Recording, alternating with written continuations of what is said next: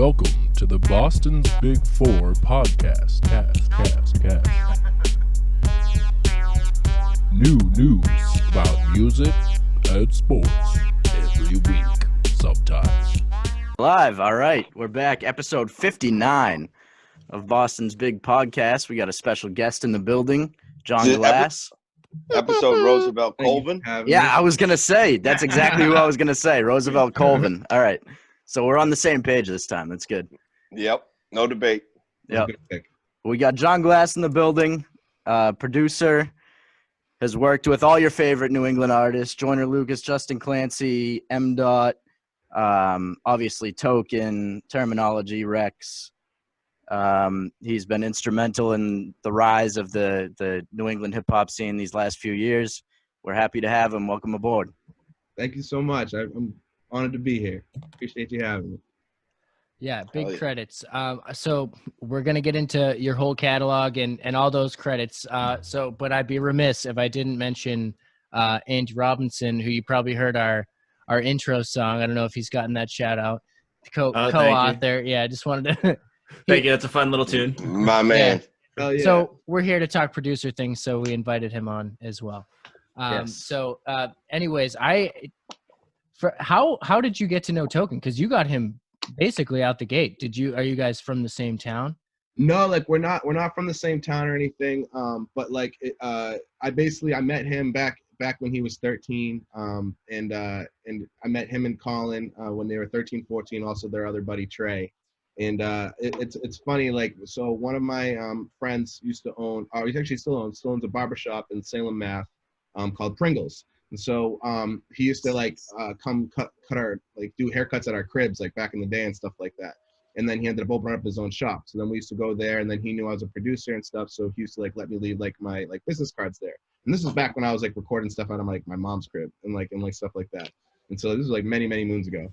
And then and so like basically like I would leave my card there, and then like one day I guess like a young Colin Mitchell walks in at 14 years old, and had like a CD that him and Token had made and Ben had made, and so like they ended up leaving it with Adam, and I came in for like my monthly cut one time, and he's like, hey, I don't know what you can do with this, you know what I mean, but like I met actually another artist through there a similar way where someone just left the CD there, and I checked it out and I was like, oh, he's cool, and then we ended up linking up, and we were like extended fam after that. So it's like, and so dope. And like that's kind of what happened. The CDs kind of sat in my car for a month, and then I finally got around to checking it out, and like the first beat was like a Slaughterhouse beat that they rapped on, and then the second one was like a Lloyd Banks beat, and like at the time I'm like, this is like when Young Money was like super big, so I'm expecting like 13, 14 year olds to be rapping on like those style of beats. And so when I heard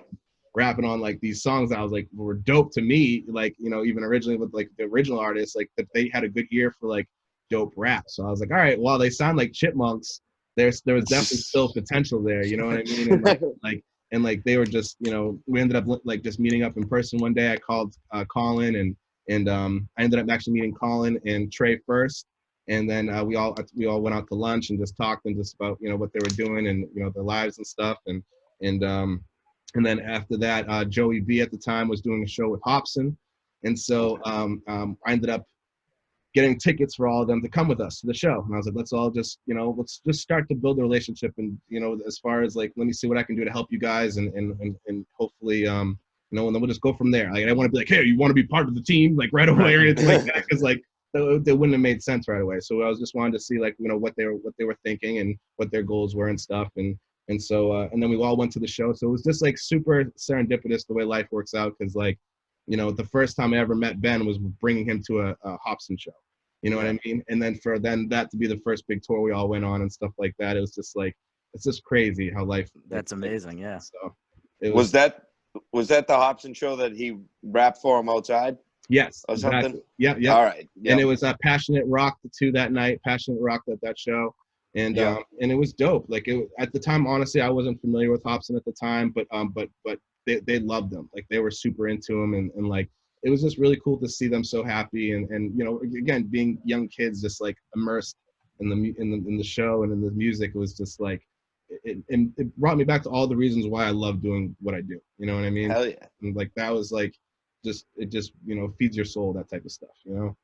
Yeah, that's awesome. No, I mean, obviously, like, I was just thinking, like, dude, it's kind of crazy. Like, Token grew up like quick, man. Like, and you got to see it like with your like firsthand. Like, I mean, like, he's like, what's he like, 21 now or Yeah, something like 21, that? yeah. So it's been about Like, 8 years. It's yeah, Yeah. dude. crazy. That's been a quick I figured out about him when he was maybe like 16. It doesn't seem like that long ago.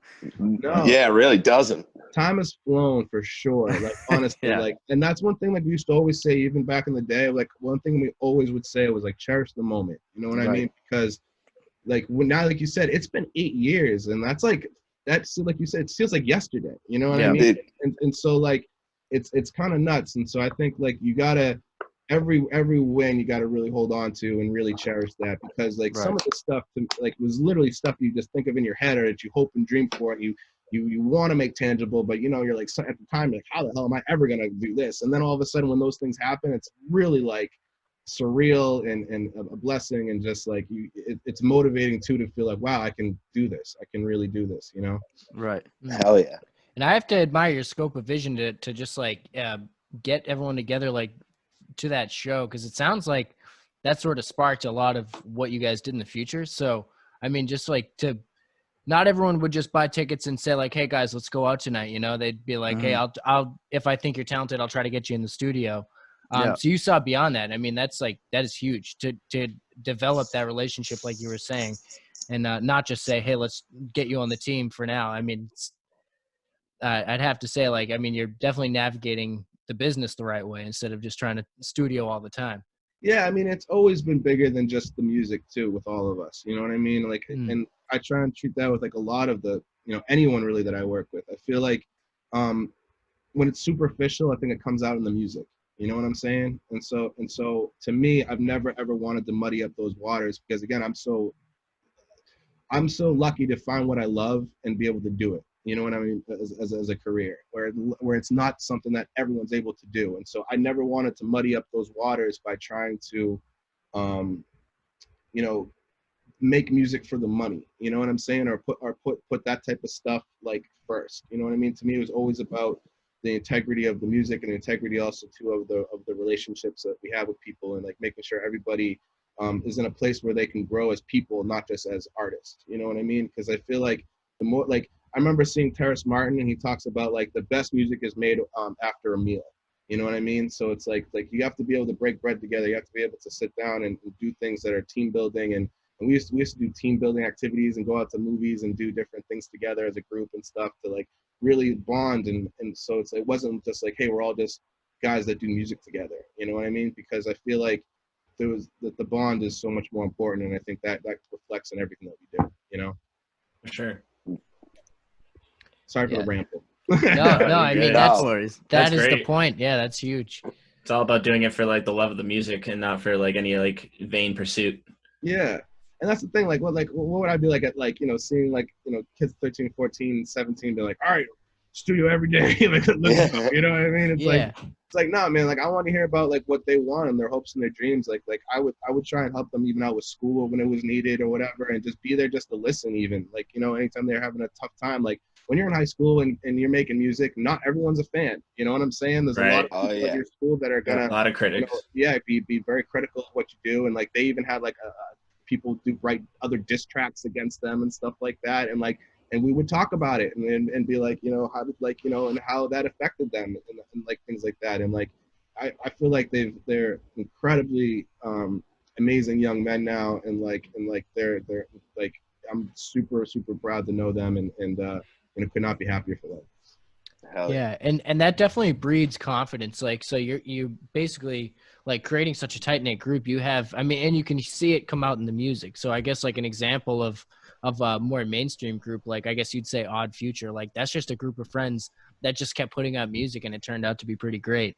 And you can feel that. You can feel the authenticity, you know what I mean, in the records, Absolutely, yeah. And it's like it's huge because sometimes you can tell like someone's just putting out stuff that sounds mainstream because that's what they think is popular, and just what's the climate's cool like that right now. And it lacks that depth. So it's huge to try to I mean, not like you were doing it with that in mind, like, oh, let's breed this, but you were feeling it out and it worked. So that's huge. Yeah. You got the right eye. Obviously, you kind of took Token under your wing and, helped him out a lot. How much would you say that Token helped you further your career and pushed you to become better? Oh man, like, tons. Like, just again, like I love just working with lots of different people, because I feel like it, again, like you said, it brings out the best in you as well. Like, when I met these guys at the time, I was like a strictly boom bap producer. You know Yeah. what I mean? Like mad underground boom bap shit. Like, there's nothing wrong with that, but that's like literally all I knew and all I did at the time. I could not make just those beats for those guys. Like, that Right. wouldn't be okay. You know what I mean? That wouldn't Yeah. fly. Yeah. That wouldn't fly. So like I grew a lot just being more in tune with what they liked and what their interests and stuff. Like, it's like they that young energy too will keep you young too, in a lot of ways. Like, and you kind of get a different perspective on things as well through their eyes and through their words and stuff. So it's like it was dope. We've definitely it was definitely you know a relationship where we both grew a lot through it from each other. Right. For sure. When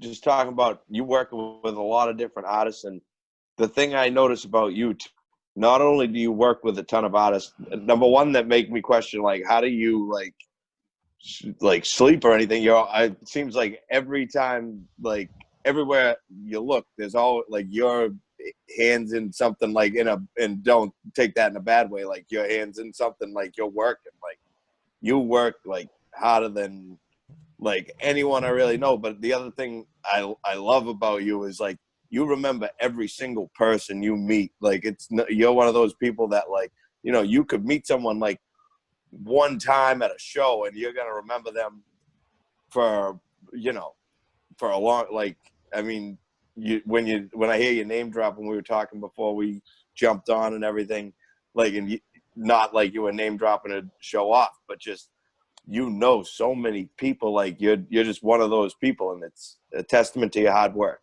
Well, thank you, man. I appreciate that, like, a lot. Yeah, And and it's very honorable.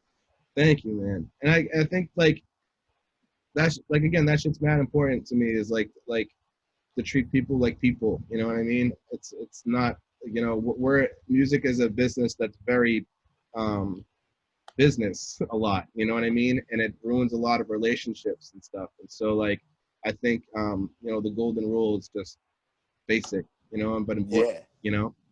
No, and it's you keep true to yourself too, and it's it's dope, man. It's dope to see someone around this way, like just staying, like, keeping it within themselves, keeping it like you guys, like you said earlier, keeping it in the moment, enjoying the ride, taking it as it comes. The journey is everything, man. Like, you're gonna hit goals that you always wanted, and then still feel unfulfilled. You know what I mean? That's why you have to enjoy every step of the way. Hell yeah. You can definitely tell you enjoy it too. Oh, I love it. Like, absolutely. Yeah, love it. dude. Gotta love it. For the love of the game, right? Yeah, That's no, what they say. like, dude, like, yeah, like, again, like, when I was 18, I started. Like, I feel like I was mad late. You know what I mean? I always played sports growing up. Like, Yeah. always played sports. Never really. My mom, my sister, and my dad were all more musically inclined than I was. I like could keep rhythm and like stuff like that, but I never really played instruments or anything like that. But I just love music. You know what I mean? I just loved it. Loved listening to it. And so like it was one of those things that like I feel mad blessed that I found something I love to do, and I just worked tirelessly at it. Like, I was terrible for 5 years when I started, like terrible.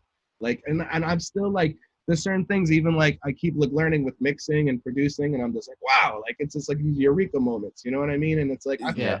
I'm constantly learning, and that's it, man. You just when you find something you love to do, it's like you don't stop. You don't stop with that shit. You just keep going. Do you play any instruments now? Not really, no. But Okay. but like I've been trying to teach like myself piano a little bit, but that's where I've been very fortunate enough to have some amazing production partners.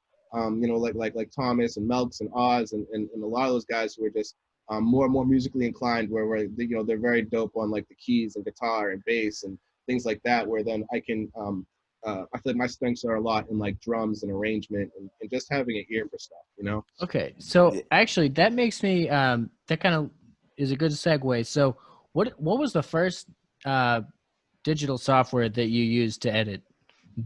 We'll use. Well, the first thing I ever used was Fruity Loops. I got a cracked Really? version when I was 18 at college, Ah. and And what I version was that at that time? I have no idea, honestly. I couldn't tell you. Like, Okay, I don't know. yeah. It was a demo. First, I got a demo, and it was mad funny because if you guys are familiar with the demo versions, you can't save it anymore. No. Yeah. Yep. So, That's how you crack them. Yeah. You're like, ah. so it was mad funny. So I'd be like working on a beat for like a couple of days. Again, terrible beats. And like I would just on it for a couple of days, and I'd leave my computer up and running, and I'd be like, and then like one of my roommates at the time would come in and like shut it off or something like that, or like accidentally unplug it. And I'd be like, no. Oh my God. And I'd be like, oh, you have no idea how hard I worked on that for like 3-4 days, and the shit was awful, but like it didn't matter because like it was just, I made it. yeah. Right. So like, but like that's all. Like, yeah, it was bad for a while. But then I seen this guy Boondock on the MPC on YouTube, and that blew me away. And after that, I bought an MPC 1000. I got a Guitar Center credit card, and I ended up like using that right away. And I ended up getting to my MPC, and like that to me changed my life. So that was everything. Sorry. I think we lost the Facebook Live, but I just was curious. No, Sorry. I turned it off.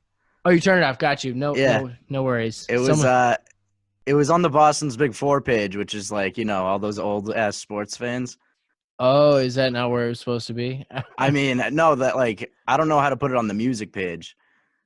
Oh, I probably need to make me an admin on that. but We we'll could figure put it it out. on that page, but someone commented on it and said boring because they obviously don't give a fuck about music. Well, so. I thought they were just clowning. Those damn sports fans. Yeah, right. Sorry, the MPC. There's way too is- many old people on that page. I don't like it. Stop talking Just- about Paul Pierce or something real quick. Yeah, Yeah, So, sorry, just to like wind it back a little bit. You were talking about hardware. You got the MPC. Did you? That's standalone. Did you Yes. like use that? No DAW. You were just messing with the MPC for Yep. a while. And honestly, that to me is where I found myself as a producer, because there's a lot of reasons, honestly. There's like, you have a screen, you know what I mean? But like when you're chopping and stuff like that, a lot of it's more done by ear, you know what I mean? And that really got me good at just trusting my ears more, you know what I mean? And like really Absolutely. just going off my feel. And also too, because I have a pad now, I'm playing all my drums, and that also gave me the feel of doing stuff too, where it's like, I mean, clicking and stuff was cool with the Fruity Loop stuff, but I've always loved hitting stuff since I was a kid, you know what I mean? Just tapping on things all the time. And so like, this was just like the perfect place for that to channel, you know, and to channel all that. So like, I end up figuring out different rhythms and vibes with the drums, and I would literally like, not at the time I didn't know about certain techniques, so I would try and do things in like one takes and stuff like that. And like, I didn't even have an interface at the time, so to even track out my beats, I couldn't even take them from the MPC and run them through put them on my computer yet. So I had this old MP3 player that had a line input that would record whatever into it as an MP3. So I used to take the beats, and I used to do a live performance of the beat, like arrangements, try and do all my drops, everything like that, and track it as a one shot all the way through to the into the MP3 player, and that was the Oh. beat, and that was it. Wow. So if I was with an artist, I would have them rap their shit while I was doing that, so I could put the drops built into their verse. You know what I mean? Live, like while they're rapping it. So then, like when they go to record to it, they have the same shit in there, because I couldn't go back and do anything after the fact. You know what I mean? Oh my God! So- Wow. Damn. That taught me so much, and like by doing everything wrong at first, you know what I mean? So but like I learned so much about like my style and like how to do arranging and feel, and like, you know, a lot of it's just super feel. It's just like when to drop something, when to throw a filter on, when to cut out some shit, like when, like all that different stuff, like when like I had no real experience at the time. You know what I mean? I Yeah. started to then go to school. I ended up leaving school for that I was doing design at, and then going to pursue music at the Art Institute. I did like a year and a half there, and that's where I kind of learned more of the technical side of things. But like, it was all falling on my face and just learning that way. You know what I mean? Interesting. Okay, so even through using like, I mean, the MPC is high quality technology, but I mean, there's no visuals, minimal visuals, Yeah. and you basically use that, like that's about as old school as it can go these days, you know, because most of the time you're looking at some sort of waveforms or like a MIDI structure in the DAW. So I mean, that's got to be like you were saying. I mean, just you had to have learned a lot by kind of doing that, tracking things in your mind. I mean, that's like Yeah, it's great. unbelievable. It was crazy. It was stupid, but it, like again, I benefited from it a lot in the long run. You know? Right. Yeah, definitely. Like I'm sure, like you even like you probably say now, it's definitely, it might not be best practice, but No, as no. far as like You learned from it though. yeah, putting up your reps, you learn a ton, like as far as Right. what you really need, and then you can see like, oh, that software does that thing. Oh, I don't even need to record into this MP3 player. Like there's just all these things like that. I mean, I've learned it as we're doing this podcast, all these types of pieces of equipment, like minimizing what you have. And it's like, it definitely takes time. It takes experience, and it takes failing a little bit. So you mentioned that you use Machine now. Yes. Do My you, production partners got me into that. at what point? So we lost Andy. I don't know where he went. He might be Yeah. coming Oh back. no.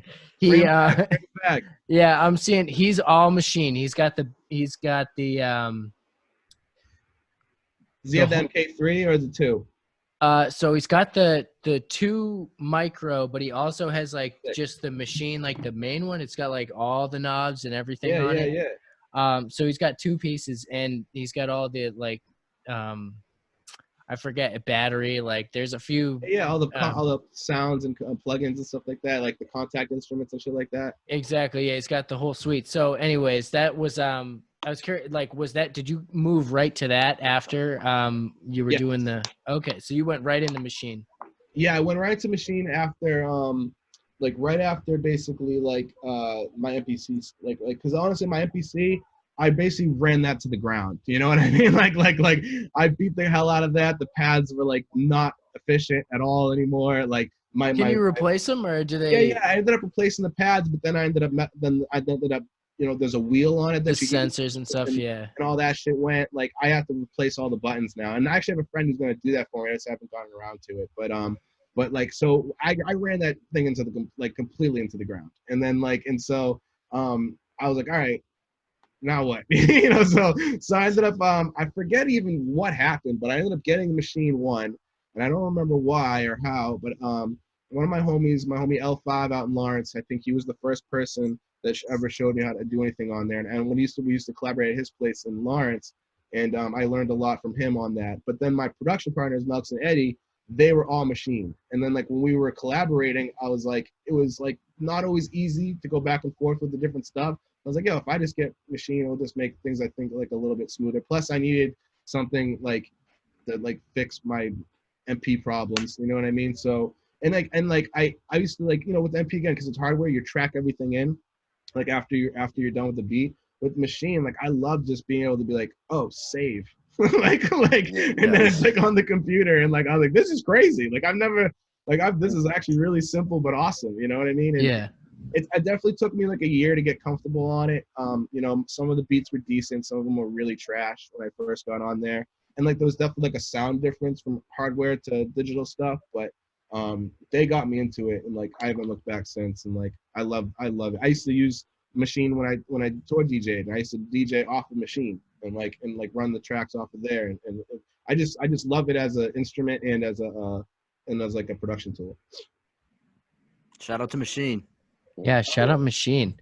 So I know. Oh, sorry. Go ahead. I know you said that you've always been like tapping, boom, boom, boom. Did you have a beatbox? Were you ever into beatboxing? I never really beatbox too much. I mean, probably like at parties and stuff, just messing around with friends, but like nothing like serious really. I wasn't like good at that really. No, like that's like a specific talent and everything. Yeah. I mean, I would definitely like mouth rhythms and stuff like that, and then like you know you hear stuff in your head, and you like you know. Oh yeah. And then hum it or anything. Yeah. So like Owen's actually a pretty good beatboxer. Oh, that's dope. Okay. Yeah, we got to get Owen on the podcast at some point. I didn't mean to put you on the spot, but you know, you are a good beatboxer. I'll send some No, files. I was just curious. Yeah, it was just I just, based on, I mean, I know I totally can see the correlation between like growing up and just boom, boom, boom, whenever you're hearing a song or whatever, and then correlation right to the MPC in the machine, it just, Oh, he's back. Nice. For those eagle-eyed viewers out there, Andy Robinson's back. We Sorry got about it. Just, that. you Don't know what came back at happened. the right time. We were just talking about Machine. Yeah. Perfect. So All right, yeah. Timbaland's fire with like the mouth stuff too, like the way he does it. Like his masterclass, I guess he talks about like he'll literally do everything on the microphone first, and then he'll go back in with all those recorded files, and then replace everything with sounds. That's You know what I dope. mean? wow. Yeah. So he'll like literally like make a whole beat like, and then go, and then like literally do the whole thing like that, and then he'll put it back into Ableton, and then be like, okay, now I have to replace it with the real Yeah. high, and it's just That's like, awesome. Damn. you know what I mean? Like, I was like, Yeah. genius shit. I'm like, this dude's an animal. Yeah, So, that's yeah. talent. Damn. you know what's Wow. funny? Parallel thinking. Not saying Andy and I are geniuses at all, but we have definitely worked like that before. As it like just trying to translate something just like from mouth, because you can be like, I want it to be like boom ba, like you Yeah, you got yeah. like your certain ideas, and like Sometimes that's like the best way to communicate, like the way you want it to sound. 100%. Well, like record out a melody and stuff, and then exactly Right. that, just start replacing exact notes, like Yeah. Mhm. where it's like pitched up and whatnot. My partner Melks is really great at that. Like a lot of the time, he'll get stuff in his head, like either a drum pattern or a melody pattern, and you could hear him kind of like murmuring it to himself, And then all of a sudden, he'll go lay it down exactly like it's in it, like he's saying. And I'm like, to Damn. me, that's so hard to do. The minute I start hitting something, I'm like, whatever was in my head just is gone. You know what I mean? Yeah. So Oh, dude. that's why like I have to like do like kind of what Timbaland did, like either put it down first and then kind of copy over it, or because like if as soon as I start messing with something, I'm like, oh, that's cool, and I'm like, it's like that's different than everything that was in my head. So it's Go like, down the rabbit hole of that, yeah. yeah. Sometimes that's fun too, because then something completely different gets created that way. Sometimes you just got to go with it. Like I was working on a beat last night that was like, I started at one tempo, went to another tempo, went to another tempo, then switched the drums, then went to another tempo, switched the drums again, then sped it up, and then I was like, oh, this is dope. And then like, Yeah. you know what I mean? And I was like, but it was way different than how I started the beat, like extreme, Yeah. like the whole bounce and everything. So it's like, sometimes you just gotta let it take you places. Exactly. But it's like you're not giving up on those sounds because you can hear something in them Yes. like that this can be eventually, and then you're like, oh, okay, like Mhm. that. Mhm. And it but it also takes the right ear to even get there, because sometimes you can think like, oh, this will sound good, but you could just never get it. I mean, and personally, I mean, I have FL Studio right now, and there's been plenty of beats I just gave up on. I put like a little bass line down, and I'm like, oh, I just can't make this sound like I thought I could, and then I give up. But like so, and actually, do you navigate as far as samples go?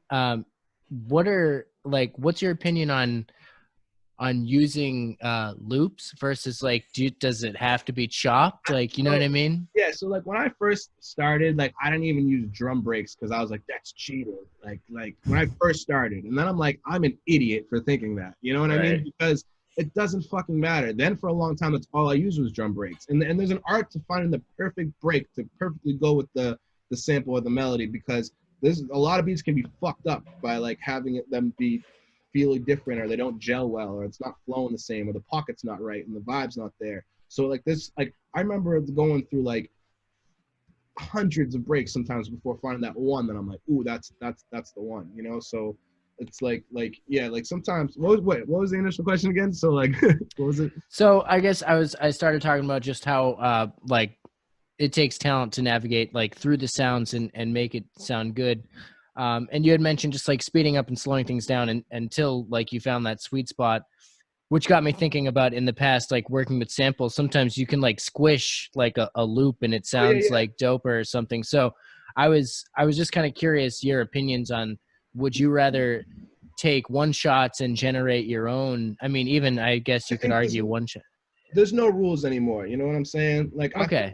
I feel like as long as the final product is good, then that's what matters. And at the same time, Right. like the whole thing is like, you can't always just be like, I'm gonna take this loop and put it together and make a beat, because that's gonna work. But then the more you keep going in your career, it's not gonna work all the time. You know what I'm Right. saying? And so like you have to be able to know how to do everything. You have to be able to know like, all right, if I want to, I can chop this shit up and replay it, or be able to do all this. Like sometimes you got to just make old beats to figure out how they did shit in order for you to incorporate new aspects of your game into the future shit that you make. You know what I mean? And so Absolutely, yeah. and so like when it comes to like all that stuff, like it doesn't matter. I've used loops. I've chopped loops. I reverse stuff. Like sometimes you pitch it. Sometimes you leave it exactly the way it is. Sometimes you literally don't even add drums and you literally just take a loop of a sample and you call it a day. You know what I mean? But it's like you just have to go with, does it feel right here and does it feel right here? And then that's it. And then there's no rules though. But I will say you can't depend on it. You can't use it as a crutch, because in longevity it's not going to work out. I do like them a lot for like jumping off points. I definitely have used a few for like, oh, this is definitely, this sample staying right in there. But like, yeah, generally there's also a lot more going on. So I don't feel as guilty with just like taking this one, portion of the song. Yeah. When it comes to a sample, And exactly, you got to put your own flavor to it too. You know what I mean? How you use it is going to be different than how someone else uses it too. Right. You know what I mean? And that's the other thing too. Like sometimes maybe keep the loop, but then add shit on top of it or add shit underneath it. Like sometimes like what I like doing is like taking a fire loop, but then like getting like a buddy that plays trombone to lay trombone over it, or like have a live bass. You know what I mean? So then it's like you put up a piece of yourself in it, and then like no one else is gonna be like, yo, where'd those horns come from? I know that loop, but where do they get the horns? You know what I mean? Yeah. And they're like, and it's just like that's one of those So that's dope. That actually answered a question I had for you. Do you ever record with live musicians? And, all the time. That elevated everything to me. Everything. That's my favorite question to ask people, especially we don't get many producers these days. So I'm always curious if performing and recording live, like, I mean, just because a lot of these days, like you're playing a track like live. I mean, especially in hip hop shows.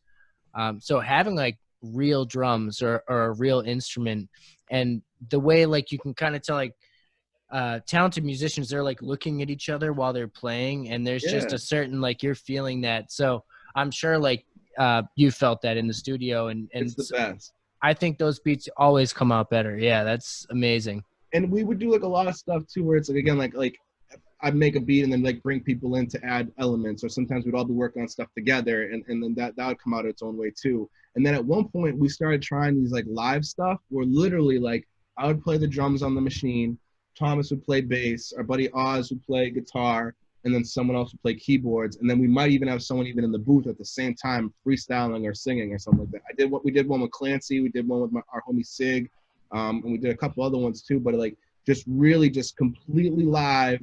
It like just whatever happens, you know what I mean? And like it was so dope. Like we actually got some really cool vibes with it. Not everything's going to be able to ever see the light of day because it's very like, some of it's just raw. Yeah, raw, you know what I mean? But the idea and just how much fun we had doing it was like, this is cool, and there's something to it, you know what I mean? There's something to this, Oh yeah, all that organic, like it's just that's completely organic, it's just how everyone's feeling at that moment, letting it loose, It's awesome. Super jam. Yeah, exactly. That's 100%. So do you work everything into Machine, even recording vocals, or do you record that elsewhere? I like to do a lot of the outside recording into Logic, because I used to have, and it might have been just a glitch in Machine back in like a couple updates ago or whatever, but sometimes I'd record something into Machine and then it would fall off time. And I'm like, what the hell? I'm like, it's audio, it shouldn't be moving. You know what I mean? So so I started doing everything. I like Logic because that's where that's where I mix everything anyway. And so like I started just recording more of the live stuff in there, and then bouncing out the beats or the stems from Machine into Logic. So do you do a lot of like recording into Machine, bringing everything over into Logic? Like, do you ever use, I don't know how Logic really works. I use Ableton mostly, but like, do you ever use Machine as a VST? Yeah, like Rewire. Yeah, absolutely. So like, actually I do that all the time. That was actually how we would do a lot of the live sessions. It was like, so everything's tracked right there together. Even when we do like the live from the Glass House sessions, I'll take the beat, bring it into Machine, and then do like my live like effects, and then while the artist performs the song. So it's like I can do like a DJ basically like play of the song, from Yeah. Machine and track that live into Logic while the artist is tracking his vocals at the same Oh, time. that's cool. So it's like, everything's just routed together, and it's like there's no, it's always going to be tight. You know what I mean? 'Cause Right. It's like whatever we both did at the exact same time. You know? So can you live mix like for a show with multiple tracks? Like, can you do? Yeah. Okay, Absolutely. awesome. Do you have what type of DJ controller do you use? So I bought a Pioneer one that but then I ended up returning it. So that's why I've done everything off a Machine mainly. You know, like I basically used to set up my my tracks on like the bottom pads, and then I used to set up effects like on the top pads. And then I would like trigger sound effects with the top ones and play the tracks on the bottom ones, Cool. but just scroll through groups and do live sets like that. And then with the master effects, I would throw like filter sweeps or different things like that I could do in the moment for if needed during the performance. Okay, so you pretty much have it all mapped out like per scenario. So as far as like spinning and stuff, because I know a lot of those DJ controllers, they give you like kind of the turntable setup. Yeah. Do you have familiarity with Tractor at all in Machine, or? I'm not too familiar. One of my homies, Romar, he used to use it. So he was telling me I should get it because I guess they have like you can integrate both at the same time, which I've heard is really freaking cool. So Yeah. But I haven't messed with it yet. No.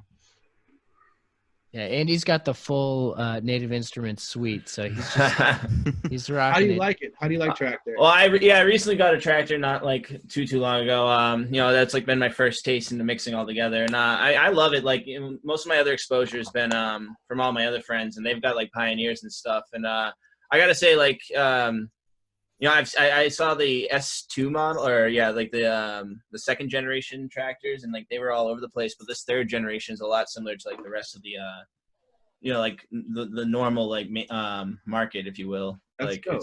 it's just like it's the same standards as everything. So like I don't know, it's pretty easy, and like I like it.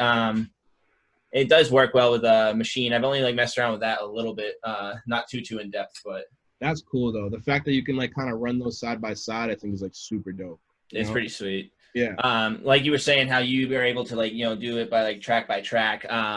That's kind of like the same like relation that they can do, except you can put it into the turntables. Is pretty much like That's tight. how like what you can accomplish with that. Plus, I know they do a lot with like VDJing and stuff. Utilizing Machine as like lights and all this other stuff. It can be just it the can be used DMX as controllers and stuff. pretty much, yeah. It can be. Okay. It can be like outsourced as all that stuff. I've messed around with it a bit, but I don't have all like the setup for all that stuff. So we actually lost you for this point, but I meant to ask you, what is the model? I know you have the MK2 Micro. What is the big one you have?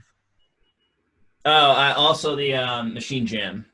Oh, nice. I actually almost got the Jam, but I ended up not getting it for whatever reason, but it really intrigued me because this the way it was set up. It's supposed to be designed more for live, right? From what I gather. Yeah, exactly. I mean, what I like a lot of it is, especially, the 64 pads compared to like the 16. It's just like it allows you to have a higher spectrum of like messing around with octaves and stuff, and like just different chords. But what I really love on it is they have the touch pads, which do a lot of great for automation. Yeah. So if you're really trying to like get like some cool effects, especially some like transitions and things of that nature, like you can get some you can. Is that the arpeggiator or is that something else? Arpeggiator, you can automate in it, but it'd be like a lot of different things for like I mean everything from like reverb to Stutter, attack to just sweeps, whatever you want. But it's cool because like it's pretty intuitive in that way where it gives you that option to do some pretty smooth automation. That's dope. I love that. And I use this thing for Machine. It's called the Finger, and it's like you can load up. It's like it's got a bunch of different presets, but you can load it up on the pads, and then every pad triggers a different style of effect. So cool. some of them will do like a da-da-da, like a little stutter, kind of like they resemble like some like SP type stuff, and then like some will do like a slow down, some will do like a big reverbed out like sweep and like a bunch of different shit. But it's really cool. Like I love using that for like live shit. Do you That's ever come sweet. into a situation where, like, let's say someone you're producing with, like, they want a sound that, like, maybe you don't have? Like, would you go out of your way and, like, get a pack to get that All the sound for time. them? All the time. Okay.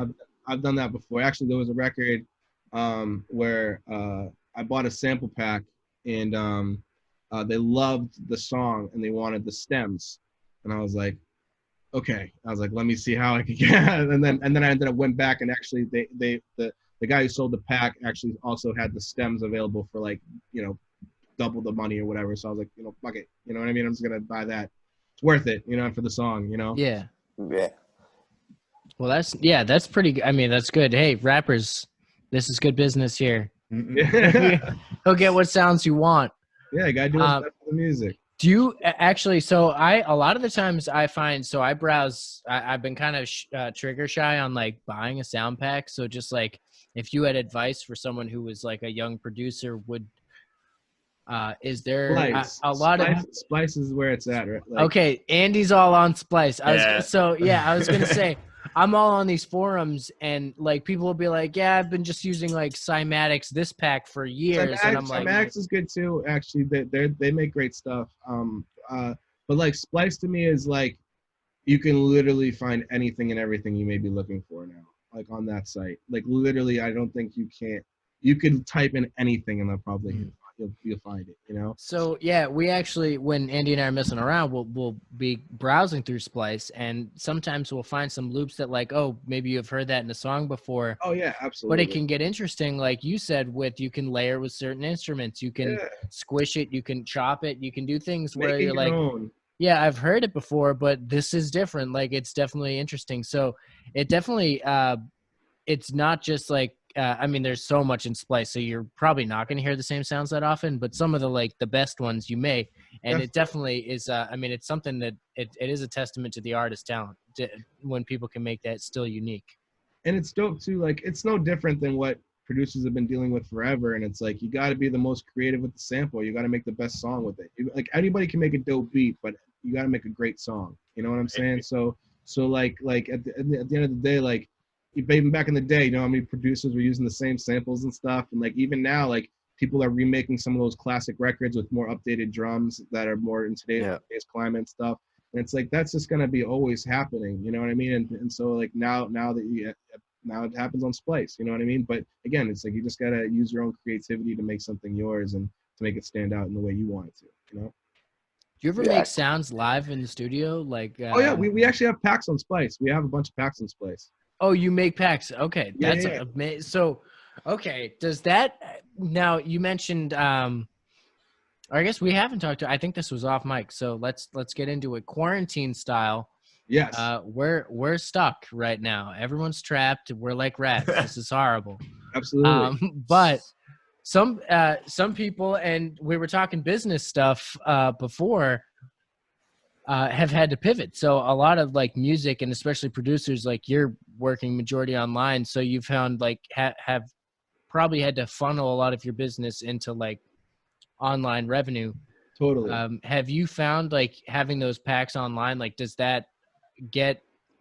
Splice is it a good deal? Like I know sometimes like Spotify can take like too much of a cut. It depends on like the place. Everything's a tool. You know what I'm saying? Everything is used as a tool. You can't depend on one being the end all be all to your career. You know what I mean? But I feel like everything working together is what's gonna make it all happen.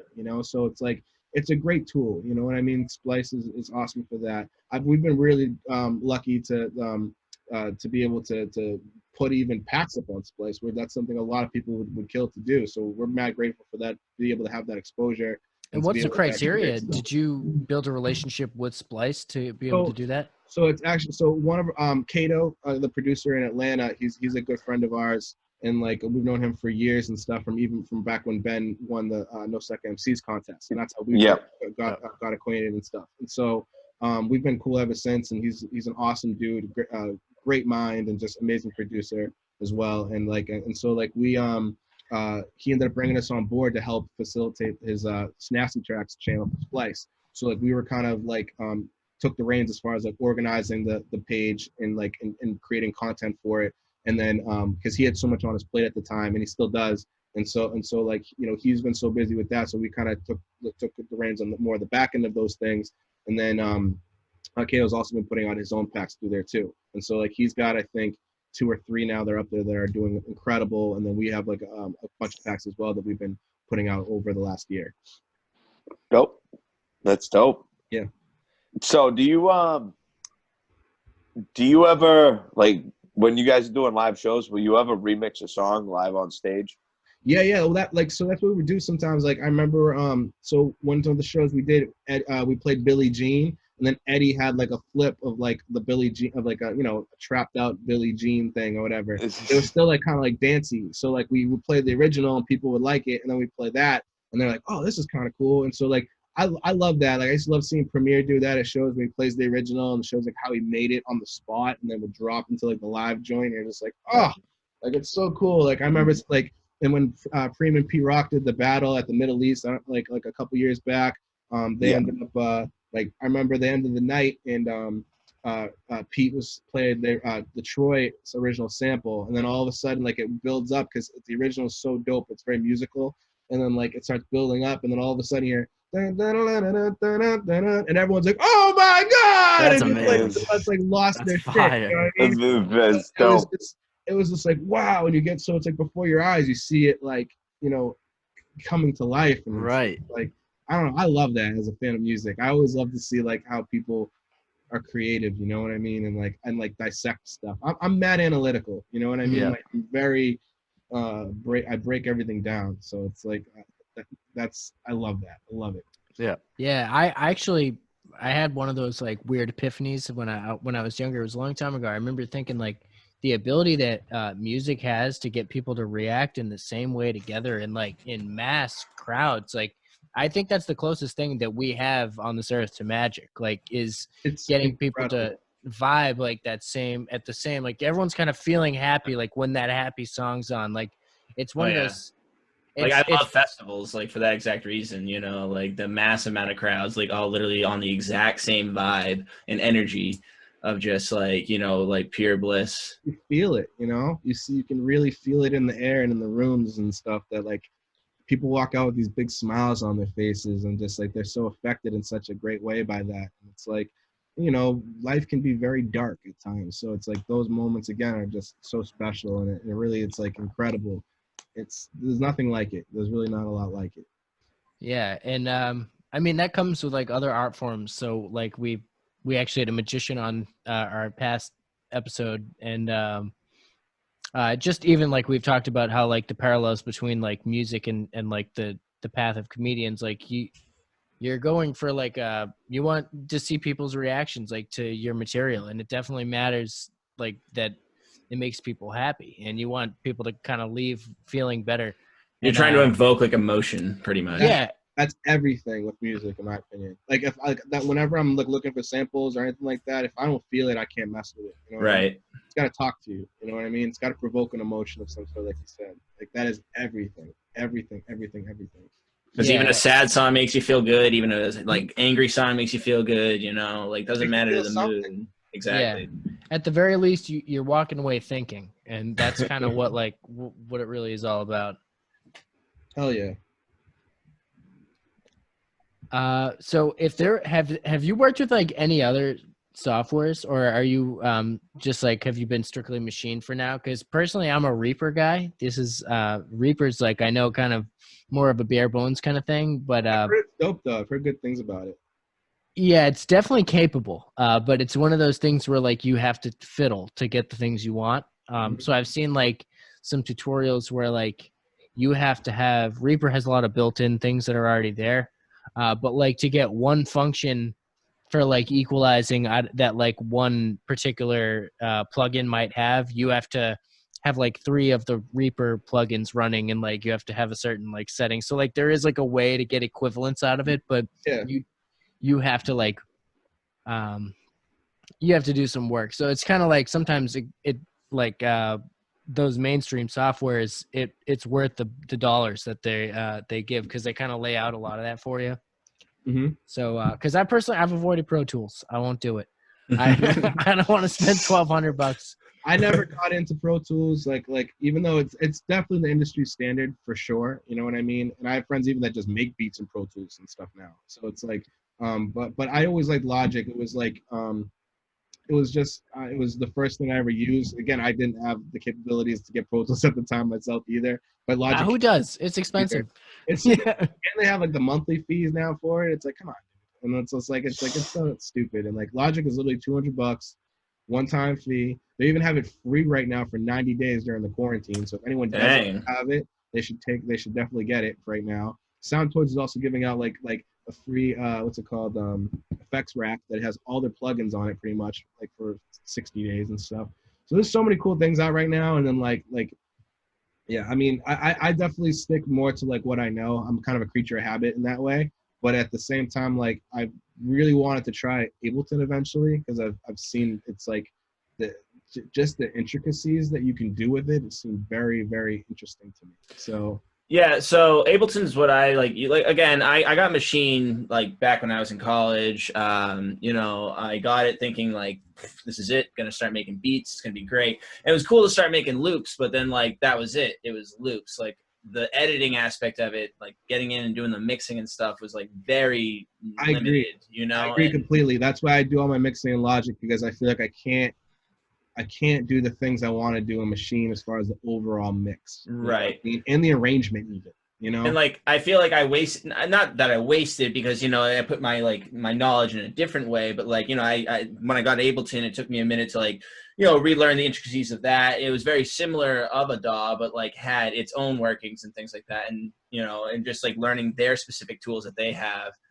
You know, now that I have it and I have the hang of it, it's like I can it's way easier to lay everything out and like just to do all the different you know, like fades. It's a lot easier to do automations in there. Just I like it. And also, not to mention, I love their I forget what, not the layout tab, but the other tab. It's just for like experimenting. The thing on the bottom that they have, like I know that they have like their chain of stuff. Well, yeah, you can see all the mixing, every level of the, every different channel and whatnot. That's cool.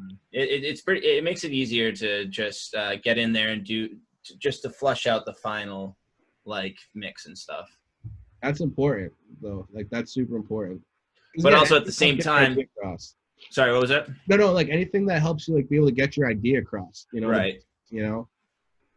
Yeah, exactly. I mean, like I feel like a lot of it is exactly that, where it's jumping off points and then flushing it out later on, you know, like it's bringing out a lot of these like quick little ideas and then throwing them into Ableton to actually make them sound like, oh, this is professional. This is actually like the full song and stuff.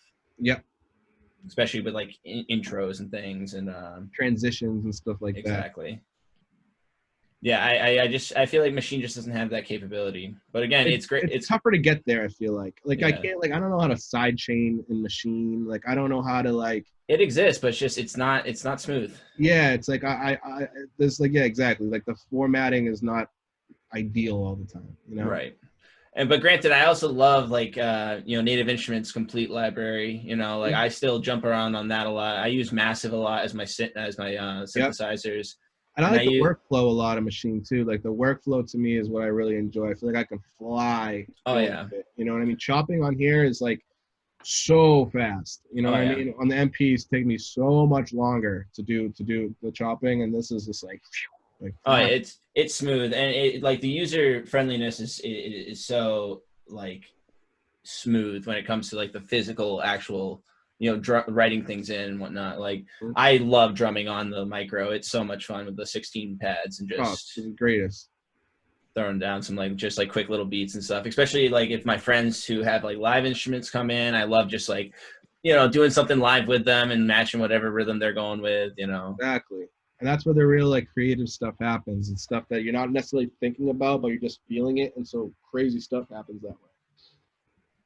So we talked about this a little bit before we started recording, but the new song by Rosewood Babe, Not My Fault. Yes, sir. You talked about how you kind of went in a different direction with that one. It was different than what you're used to creating, and it was different for him as well. Super different for both of us, for sure.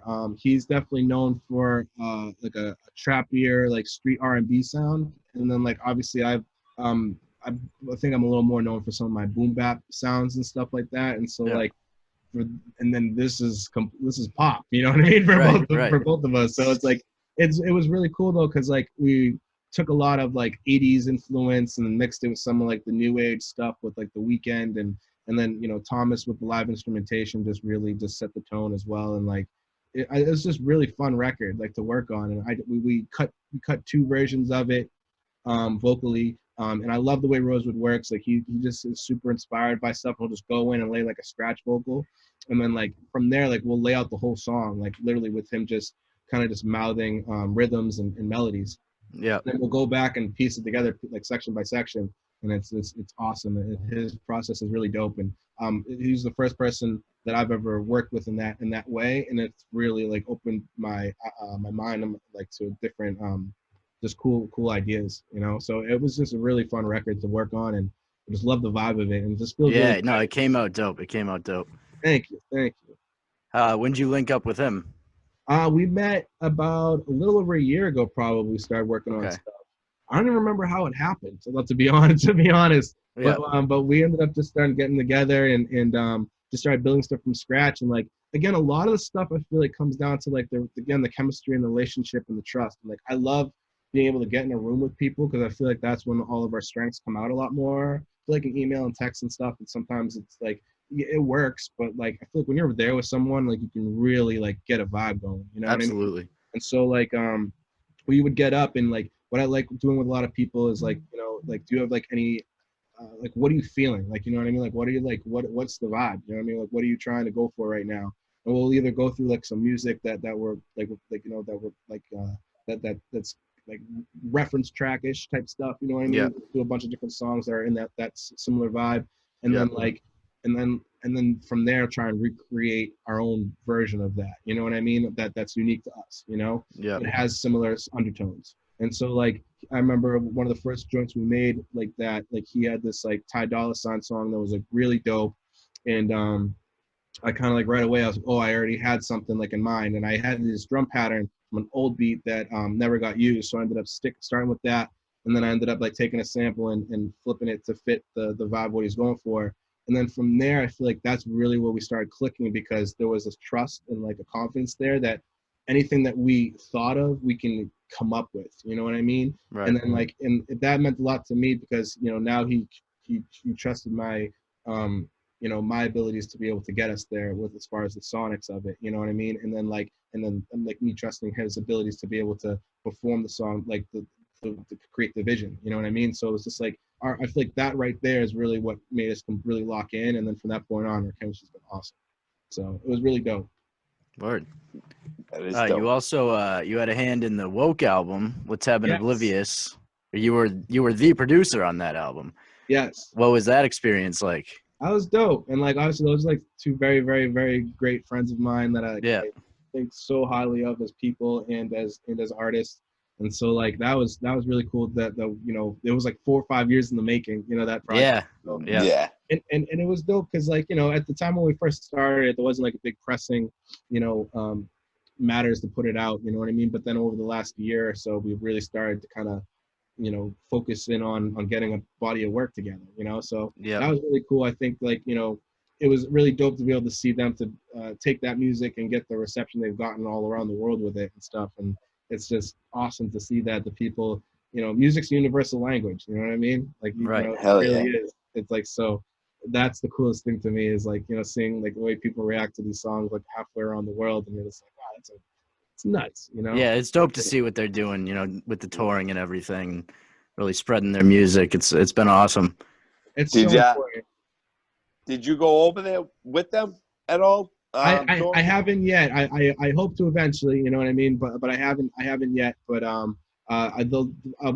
there was an opportunity potentially to do so on their last run, but then it kind of everything with the quarantine. Yeah. Got cut short. Yep. Yeah. So it kind of was a blessing in disguise in some ways, you know. But at the same time, like it would be awesome too to go over there and experience that with them, because the release show we did in the at the Middle East was really dope, and it was such a good night. Again, like you said, at festival shows, you really feel that love in the room, and there's really and it was just a really cool night, you know. So like that, I love those guys. I always, and I'm again super grateful to have them as friends. Yeah, I first met you at the video shoot last September. Yeah. Yep, that was at the What was it? Wake Up, right? Wake Up. Yep. Yep. With everyone with the shirts and stuff. Yeah. Yep. Yeah. And that was dope. And like That was a good time. Yeah. That was a really good time too, because they shot a video, but then we also had a barbecue. And everyone Exactly. I met like a ton of dope people that night. Like it was a fun time. I think that's what I think a huge testament to them as well, because like they're really great. Like again, they're great people. So to be able to bring so many different people together from different parts of the world and Right. industries and stuff like that, and it's a testament to their character. Right. For sure. Definitely. So who are some other local artists that you like right now, that you'd like to work with, that you are working with? Who's on your radar right now? Yeah, dude, there's so much talent. There's so much. Too much to name, I know. There's so many, but like I will speak on a couple of the projects I'm working on right now with some really Okay. great guys. One of the guys from New Hampshire, this guy Sig, is phenomenal singer. Sig artist. Shalom, right? Yeah. Yeah. No, I know who he is. Yep. Such a good dude too, and like we've really built a dope chemistry over the last couple of years. We have a bunch of music too that's non-released that we're probably gonna Word. out at some point. But Awesome. I love the vibe of the music we've got, because it's like R&B but soulful, really soulful. Yeah, he's dope. I love soul, like that's like everything. So Yeah. like I love that shit. And then another dude out of Brockton, Garrett Merck. I don't know if you're Garrett familiar Merck, with him, yes. but We're hoping to get him on the podcast soon. We were talking to him recently. Oh, you definitely should. He's Yeah. another incredible human being. He just and put out a great project. it's 10 minutes amazing. late. It's absolutely amazing, and Yeah. like and to me, he's filling a void that's needed right now with music. And he's really got his own style. Like, super unique. His Yeah. pocket is so dope. Like his Yep. cadence of the way he raps and sings and stuff is so dope. The vocal effects he uses, yeah, and just his natural, just like vibe of like the way his writing is and stuff too. I think it's so fire. Like, it's supernatural, like you said. It's like, it's very relatable. It's very reminiscent. It's like Yeah. everyone has the stuff he talks about. Everybody has their own version of that. You know what I Right. mean? Which I think Right. is so dope. And like he raps about like cereal and like different snacks and Yeah. like drinking water out of Brita filter and just like normal everyday shit. but it's like I stuff love that, everybody's like, oh, I've been there. I've done that. Exactly. You know what I Right. mean? Like you know what I mean? Which I love about him. So, Yeah. like, he's to me super unbelievably talented artist. Yeah.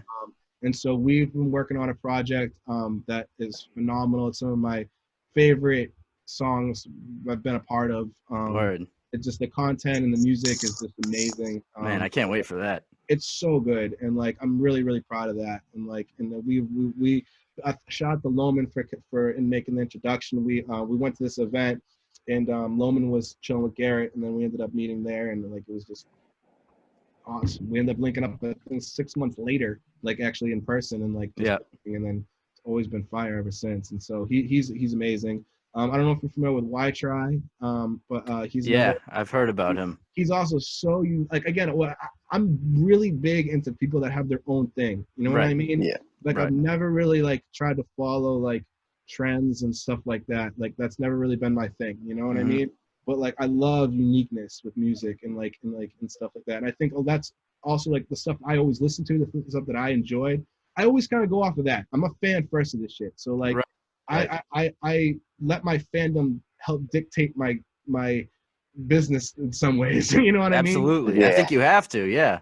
Because that's pure. To me, it's Right. pure. You know what I mean? Then you're Like- not like- forcing anything. You're doing what No. feels right. exactly. And I love like someone makes me like my ears perk up or like does something that I think is different from what other people are doing. To me, that intrigues me and that gets me excited. You know what I mean? And that's the thing. Like I like challenges too. Like working with these guys are so different sonically. Like everyone's so different.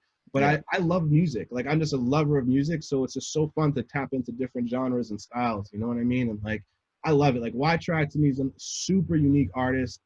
He's got his own style. He's a mixture of like so many different people and influences but it's all unique to him at the end of the day. And like he's so dope. His energy is amazing. I love his style in records, but he's also just like a pleasure to be around. Like when he walks in the room, just the room is better with having him in it. You know what I mean? Right. He's one of those people, and cannot speak more highly of him. He's phenomenal, and like his stuff's dope because like it's very fun and playful and steezy. But then on the project we also taps into some more personal stuff that he's never really done before, and so Yeah. that's something I feel like is one of my strengths too. Is like getting people to open up about real relatable shit. You know what I mean? Right. Which again makes And great- that's dope when you can get an artist like him who is, like you said, playful most of the time. Yeah. When you can get them to show that side of themselves, like that's pretty cool. That's why I love projects, because I feel Yeah. like in singles you can't always do that. Everyone's Right. so focused on, no, the single's got to be a single, and you can't necessarily release a very personal, deep single. It's like, Right. but I love projects because you can show all those different sides of people. You know what I mean? Absolutely. And really tell a story behind it too, which is dope. So Why Try is really dope. Been working with this other guy, Ocho, from Medford. I just Ocho. I met him through Alex Pade, who's also someone I've been working closely with. He was another Yeah. amazing artist and engineer and producer. Am I thinking of the right Ocho? Does he play like in an arena football league or something like that? Yep. All right. Yep.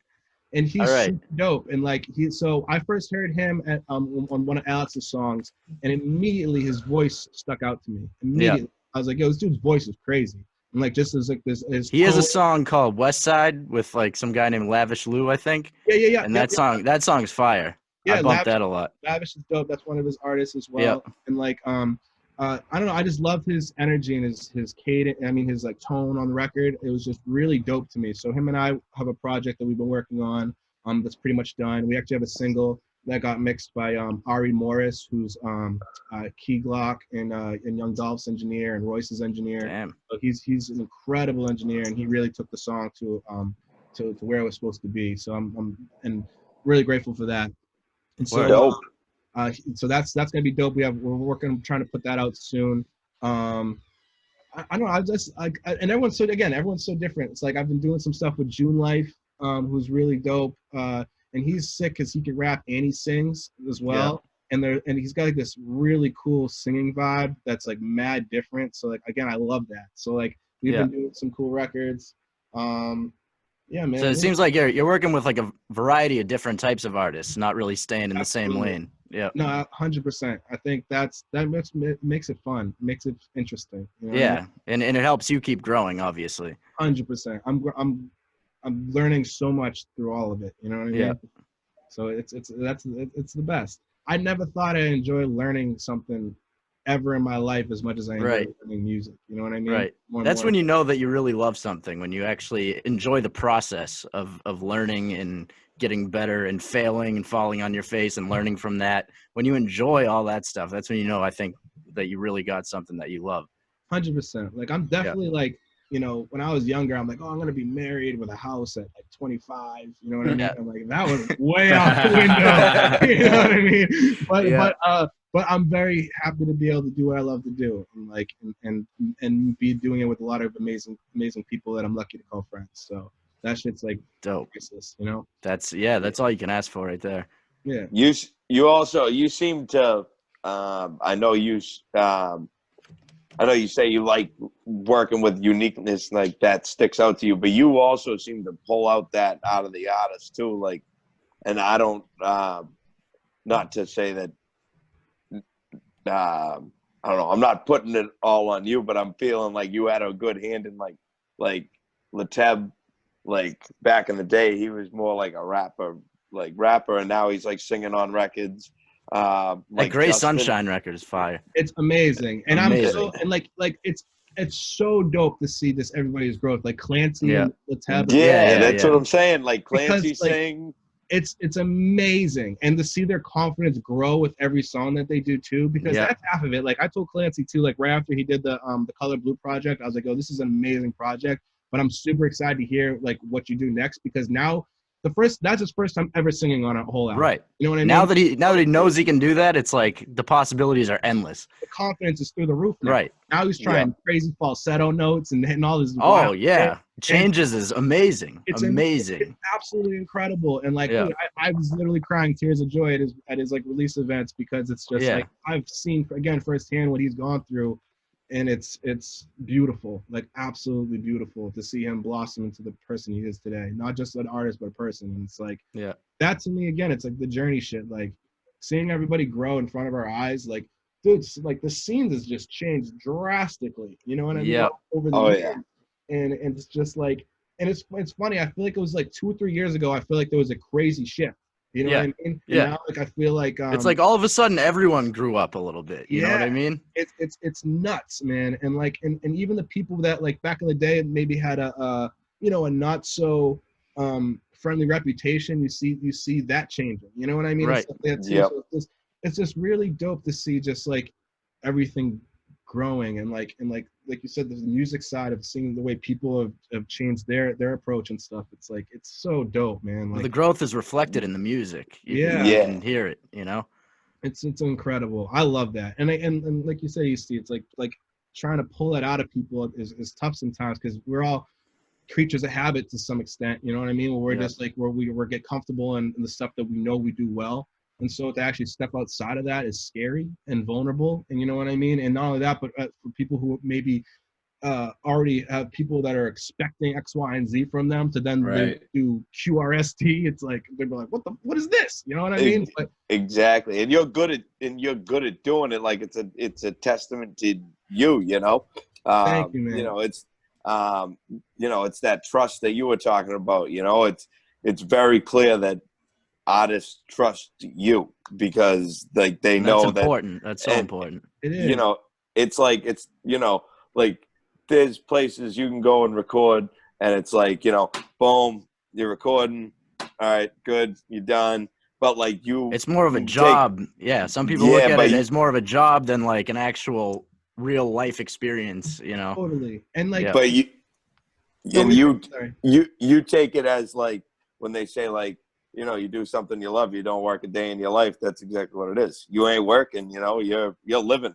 Exactly. And that's it. And don't get me wrong, like again, through the process of like starting to do this like more full time now, I went through times where I was doing sessions that I did not want to be doing. You know what I mean? And like that I had to be doing, because I had to kind of keep the roof over, and like keep the studio going and shit. So, Have you ever had to bite your tongue and not just be like, bro or lady, it's you so trash? well, you know what though? It's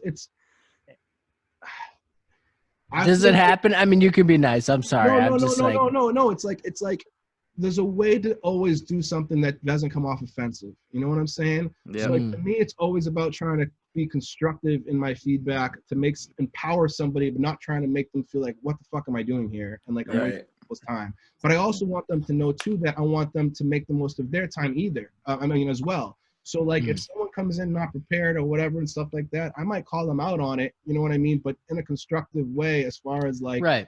like how can we make the most of this time for both of us? And so like you can walk out of here feeling that much more accomplished and Right. feel proud of something that you did. You know what I mean? Yeah.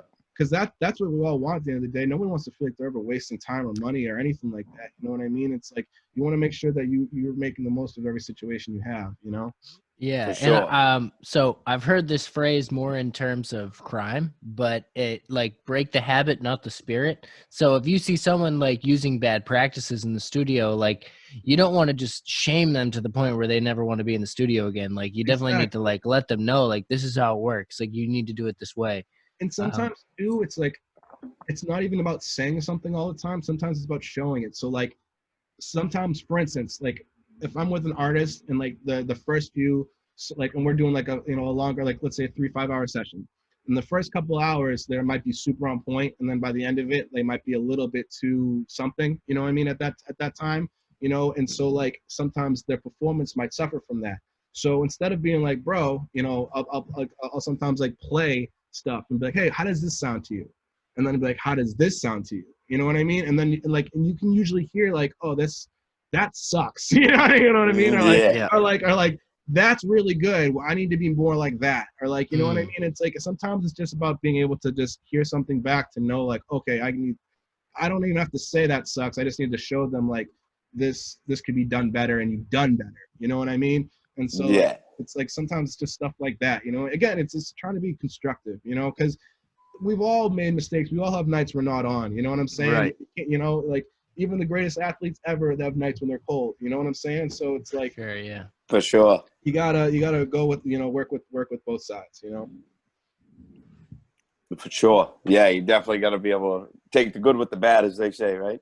But You know? even like we're talking It's about, not like, even the bad though. It's just it's the experiences. yeah, and then, like and again, back in the day, I did a lot of sessions that like with people that weren't serious. You know what I mean? And that were like just wanting to get in the studio to record and like I'd always try and do the best I could with the circumstances, but I know I'm not perfect either. I know there's probably times I was like, yo, just do another one. I'm just gonna keep rolling up at this point. You know what I mean? Like, you know what I mean? And but then I'm starting to look at myself like, this is not why I want to do this shit. Right. You know what I mean? And so over the last few years, I really stopped doing those sessions. And I made sure that anybody that walks in this door, I'm going to give you everything I got. You know what I mean? Yep. And I want to make sure that you can, walk out feeling like someone cares and like about your shit as much as you do. You know what I mean? Because again, I think that's a lost art to it as well. You know? Yeah, and I mean, sometimes, I mean, it's like a trash artist can do great things because of a great producer. And I mean, like, look at Blueface, look at Tyga. I mean, like, you got like, sorry, Tyga, you're all right, I guess. I don't know. But Blueface, you suck. Not a Blueface fan, definitely not a He's no fun. I mean, a lot of new, like, it's funny because, like, I've heard people even joke, they're like, they go back to like an artist's old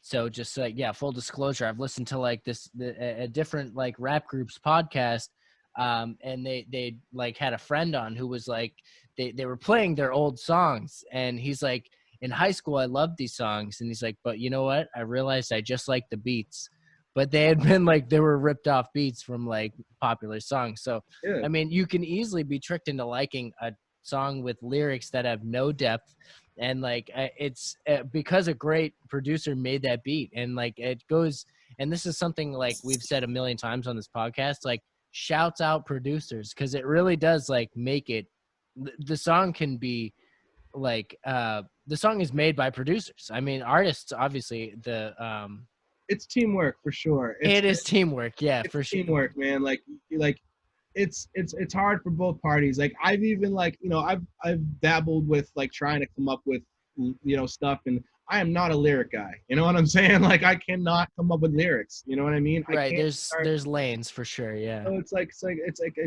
it's tough, man. That's why it's like the relationship of the artist and the producer is so important, because I feel like you can't have one without the other. You know what I mean? And the teamwork of that really is special. You know what I mean? When everyone's on the same page. You know what I mean? So For sure. you were on Sway a couple of years ago. Yes.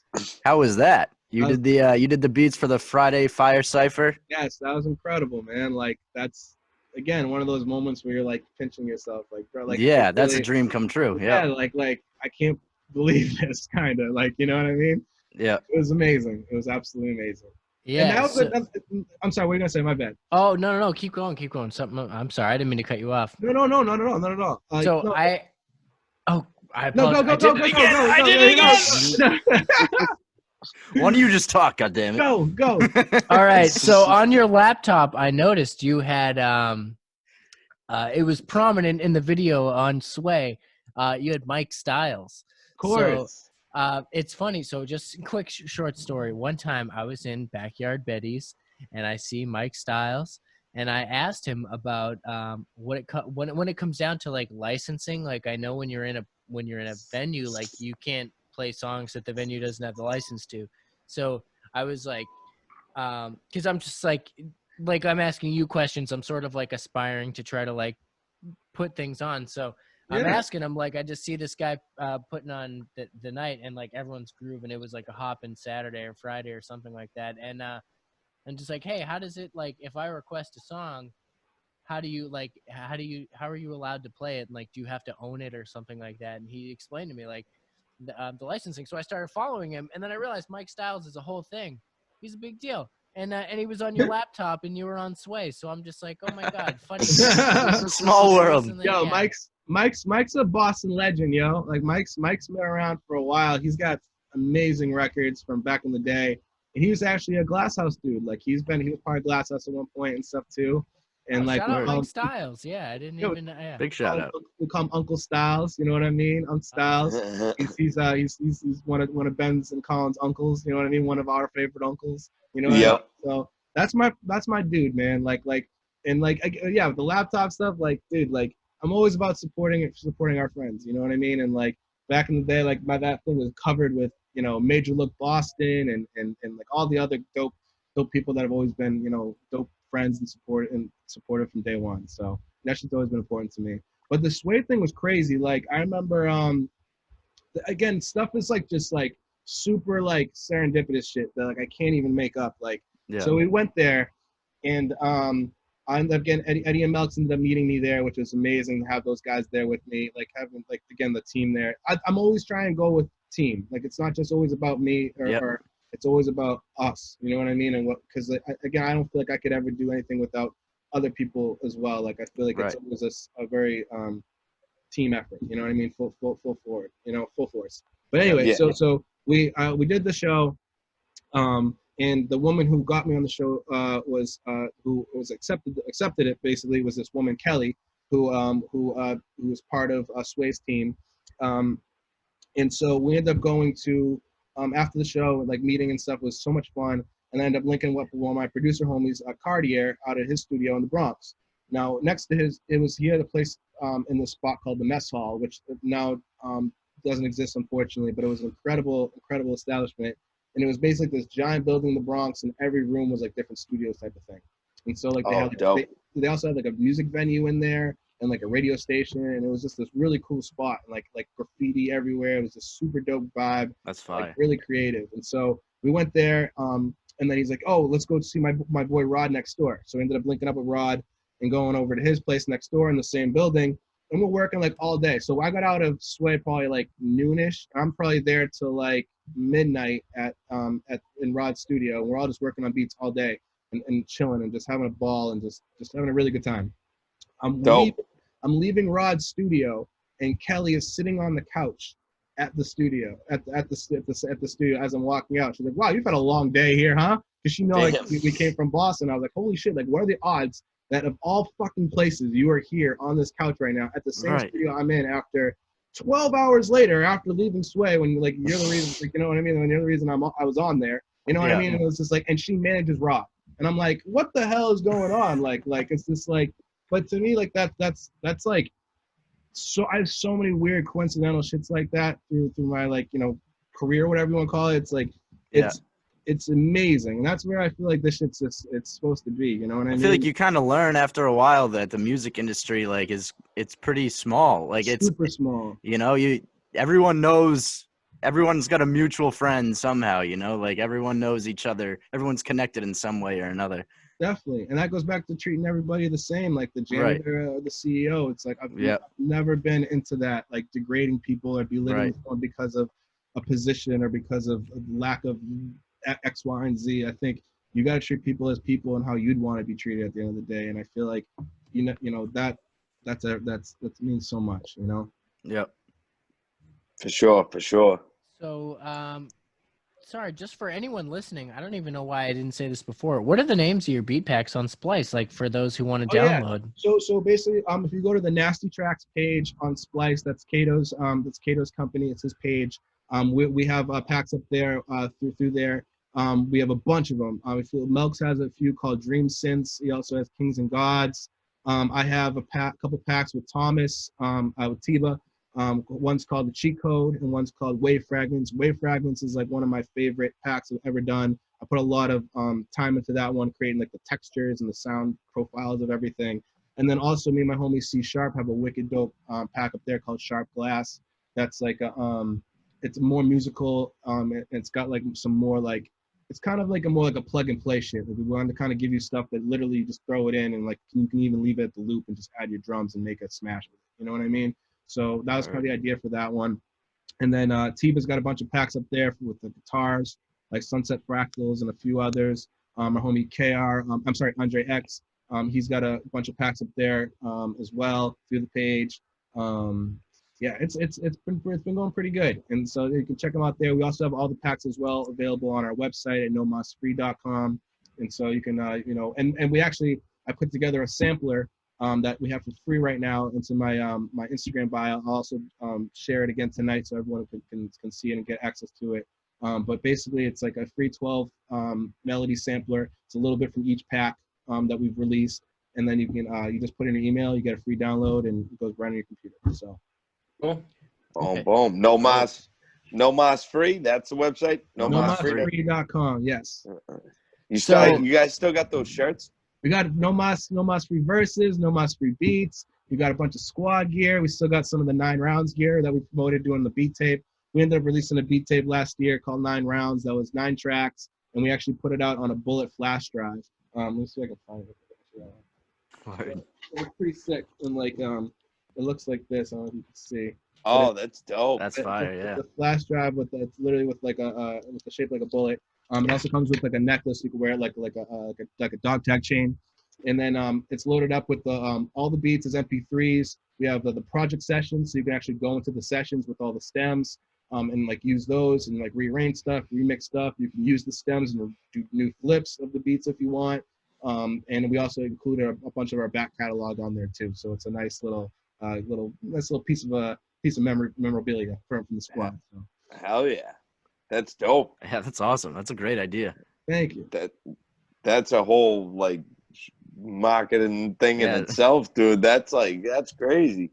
That's dope. That's the thing too. We always try to take pride in like our representation and like our presentation, I should say. You know what I Yeah. mean? And like how things are presented. Like, we want everything to be really high quality and to be unique to us and to really stick out. You know what I mean? You guys do a great job at that. It's like that's I mean, even from back in the day, just seeing how you guys moved as opposed to like a lot of other people in the scene. Like you guys, not to say like rose overnight, but you guys just like were like consistently like good, consistently everything, consistently making moves, getting better than the last move, stepping up, boom, boom, and you're still doing that. Not to make it sound like you're complacent or anything, but like it was just like, I don't know, you guys get separating from the pack, I guess. Thank you. That's what it comes. Everything's got to have intention. You know what I mean? You got to have like intention behind everything, because then otherwise you just kind of like pissing in the wind. You know what I'm saying? It's like, and we've all been there. We've all had times where we're like, yo, if I just do enough of this, it's gonna work eventually. You know what I mean? But then it's not always like that. We have to kind of figure out how to navigate through the waters too, a little bit more. So it's tough. It's all learning as we go, to be honest. You know what I mean? There wasn't like a set like, all right, we got this figured out, now let's go. You know what I mean? Yeah. Oh yeah. No, exactly. It was just like, all right, this works. This didn't work. Let's keep doing the stuff that works. You know what I mean? And then new things keep popping up. There, it's like trial and error all over again. So. And Yeah, So exactly. we talked about some of this off mic, but like as far as you mentioned, like navigating, trying to make things work. Like you talked about like the business side of things and creating an LLC. How, like, was that something that once it started, it was all like, because I mean, there's a lot that goes into that. It's just it's a kind of a complicated process in general. But like when you go about doing that, is the learning curve just completely steep, or is a lot of that sort of like, do you learn things about the music business and how to incorporate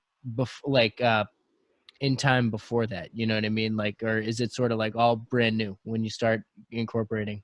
Honestly, a lot of it's brand new. You know what I mean? You might think you have some of it figured out before, but then once you're in it, it's like, nope, all this is definitely new to me. You know what I mean? Yeah. That's just from my personal experience. You know what I'm saying? And like that might be different for somebody else too. Someone else might have a better grasp on it too. But like, I'd say most people though generally don't understand like how to like the difference between being incorporated or just being independently a business owner. So I mean, Totally. it's I mean, sorry if to cut you off, but just if you could elaborate on like, because I mean, most people I'm sure listening aren't familiar with the process or what the difference is between just running a business or being incorporated. So like for me personally too, like I had a DBA prior to us having the LLC. So a DBA, I was sorry, you were about to say, I don't know what that is. Yeah. Sure, yeah. So a DBA is like a doing business as account. So basically, like I have doing a DBA as Glasshouse Productions. So I'm like myself as my government name or whatever, but then I also have Glasshouse Productions, which is like that's my name as my business. You know what I mean? And so by having that, it's like I think by a DBA, you're not protected like an LLC, but you are able to do similar business practices as you would as an LLC. You know what I mean? So, Yeah. but you're just not protected under it like you are. You don't have that limited liability. You know. So with the DBA, it's like it's a lot more affordable. I think it's like $40 for 3 years, total, and then you just pay property tax and stuff like that. But then you file all your taxes and things of that sort. And then I have to open up a bank account with that within that name and stuff like that too. But basically, as I was getting paid out, I wasn't getting paid out as myself. I'm getting paid out through the company. You know what I mean? So like if I when I had the DJ gigs, I would get paid through the Glass House account. You know what I mean? And that would go in there as opposed to them paying me personally. You know what I'm saying? So I'm still, again, like in the infancy stages overall, you know what I mean, with the learning process of a lot of the stuff. So like, I definitely don't have it all completely down by any means when it comes to like paying yourself and learning how to like, do those sort of things and hiring other extra employees. But, I've been fortunate enough to be able to do like, internships that are actually can work towards people's graduations and things like that now because of having the business, but also it like helps me too in the long run as well. So, but the DBA was dope because that kind of like was my starting point, and I got me familiar with the process a little bit of how to keep track of my records and things like that, and then so kind of set me up for the LLC a little bit more once we got that going. Yeah. And so had you had your deals with Splice like before the DBA? Like, did you set up the DBA because of things like that? Or No, I've had the DBA since. Oh, because the DJ gigs, I guess you had mentioned. Sorry, Yeah, context. when I had the studio, I basically got the DBA when I opened up the studio. When I first started the studio, because when I was doing everything out of my mom's crib before, there was like, I think I just got it then, but you know what I mean? But then when I had the studio, that's when like it really like became a thing, Is that something you sought out the DBA in the beginning on your own, or did you get advised to do that? I got advised. I had a really good friend out of Chicago that was like an early mentor for me, who also would help me out with a lot of stuff when it came to like structure and organizing. We got the pub. There it is. Oh, man. We got far without that. She must have been sleeping that whole time. No worries. With like the Glass House stuff or whatever, like we had like 10 or 11 people. So we wanted to try and figure out systems that would work for everybody. So like we would have monthly dues and stuff like that. That was someone recommended. It was my buddy Todd Don. He's originally from Buffalo, Chicago area. He now actually lives in Mass, which is really dope. And he actually has a great company called Platforms Music. And he also does another company that helps artists go on tour and stuff too. So definitely check him out. He's a really, really great dude and great business mind, and also a really dope producer too, and songwriter. And so like he helped me a lot with some of that stuff. He was one of the first people that recommended we set up an email list for Token back in the day. And so like I always Mag like that was a huge thing for him. And so like, that helped out so much early in his career. And so like, yeah, like I've always, again, if I don't know something, I'm not going to try and pretend like I do. And I'd rather would get the input and expertise from people that are more knowledgeable about some of those subjects. You know what I mean? And so like, I'd rather do my due diligence as far as like looking into that type of stuff before jumping in with both feet. You know what I mean? Absolutely. And actually we had mentioned this on a podcast that's yet to be released is, and this was more in reference to like video production, but like it's always worth having, everyone has their niche. So like it's worth having people like with different skill sets, because you can always describe what you want. But like personally, I can imagine a fantastic video, like, but I can't edit it myself. So like I'd have to go describe it to someone who can do that. So like when it comes to, I mean, even business things, like you definitely need to have someone in your pocket who understands like, hey, oh, you got to write that off on taxes. Like, oh, you have to do these things. Like this will save you money every year. And like, that's, it's always worth, cause like you can kind of go crazy trying to become perfect in everything. But that's like part of life is realizing you can't learn everything 100%. So you kind of have to work with the people that have. So it's like, and that's kind of where teamwork comes in. There's no such thing as a lone wolf. We've said that in the past too. Like, I mean, you can try, but it's it's No. hard. It's really hard. And I mean, it's admirable when some people do like do all the work on them on their own. Some artists can do their best at that, but like having like that. So anyways, yeah, that business back pocket. I guess I'm leading into a question. I was curious before you incorporate or do that DBA. Would you say to any aspiring artists or musicians, like, what do you think would be in place? Like, should there be a store? Should they have merchandise? Like a certain, I guess, like So, like, threshold of fans? They say like in general, like until you start like creating a product that you can see income from, that I feel like is just a starting, like a jumping off point. You know what I mean? Like if you're putting out everything for free, doing everything for free, I don't think it's you can still set that stuff up, but I don't think it's going to benefit you as much right away. You know what I mean? I think once you start actually like creating products that you see ROI on, I think that's when like you should start kind of getting all the other stuff in order. You know what I mean? Right. That makes sense. Yeah.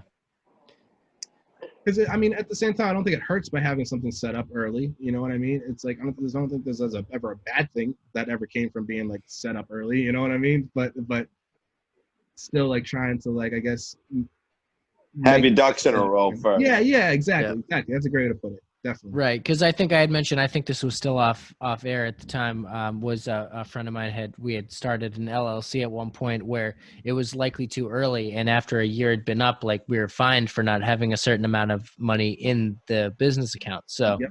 it definitely pays to have things in place, like you said. Like there should be some revenue, like maybe something that started out off the books, but you kind of like you quickly documented it to realize like, hey, this is a business.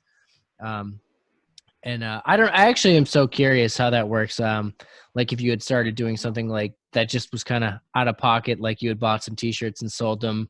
You don't have you said it was a DBA, right? Like let's say you had made profit on that. Tax season comes around. Technically you owe on that. So how does that work? But when you're an individual and you don't have the business set up yet, I feel like they're not necessarily pursuing you like that. You know what I mean? Yeah, 100%. But I don't. I can't speak like 100% to that. But I feel like if you're just like selling t-shirts under the like under the table or whatever and stuff like that, I don't think it's any different than other extracurriculars that fly under the table sometimes. You know what I'm saying? That's true. Yeah. Okay. Now that makes sense. And I'm sure there's some sort of like a wiggle law in terms of that, because many people like don't always know, like I had said at the beginning of this conversation, how really to even incorporate or what that means. So it is definitely a big step in business. And I mean, the fact that you've navigated that and you've been doing it for a while now is huge. And the music industry is an ever evolving. We actually had an interesting, weird throwback. We had a musician, a guy, he came and spoke to my middle school when we were young, and he explained, like, because he had done work with Aerosmith and some big bands at the time, and he explained, like, it's the music industry is always changing. It's never the same. Like, people wonder, like, oh, you've worked with Aerosmith. Are you rich? I've had money before, but that doesn't mean I'm rich. Like, it's like one of those things, like, it's not a salary-based thing. So, like, you definitely have to, it's always grinding, and you have to navigate that world and figure out like where your niche is, and like, and that can change. So it's something you kind of have to make sure, like, vibe out and have the right ear for. Definitely. And like, even like you said too, like stuff like being composers or writers and stuff like that, that's like your publishing is your retirement basically as an audio person. Like, you know what I mean? Like that money is going to pay you forever. You know what I'm saying? Like anytime people are still listening to your stuff, you're going to get paid for it. You know what I mean? So your publishing is like kind of like, they say it's like the retirement fund for, you know, artists, musicians, producers, composers, things of that sort, writers. So this always happens to me because my laptop's busted, so I have to go off my phone. But my phone's about to die, so in lieu of sounding unprofessional, I'm gonna duck out. But John, great to catch up with you. Absolutely, man. Awesome. Always a pleasure, brother. Thank you very much for having me, man. I appreciate it a lot. Of course. You stay safe, all right? And we'll I'll be in touch, all right? Sounds good, man. Absolutely. Everyone stay safe. That's again most important. Yes. All right, brother. I'm gonna jump out. You keep going with these guys. All right. Later, All right, Easty. thank You man. keep those pups Easty. in line. Yeah. Yeah, I will. Put Someone Molly had to a- bed. It's bedtime. Someone. Well, she had a little bit of a nightmare. I think Oh. that's what happened. Oh. Okay. Oh. I hate it when that happens. She's back asleep now. All right, guys. Have a good one. Peace. Thank you Peace. again. Thank you. Peace, brother. Thank God he's gone. man. Sorry, folks listening. We love Easty. He's the Yeah. best. Great guy. Great guy. Uh, I have to ask, who are some of your favorite producers of all time?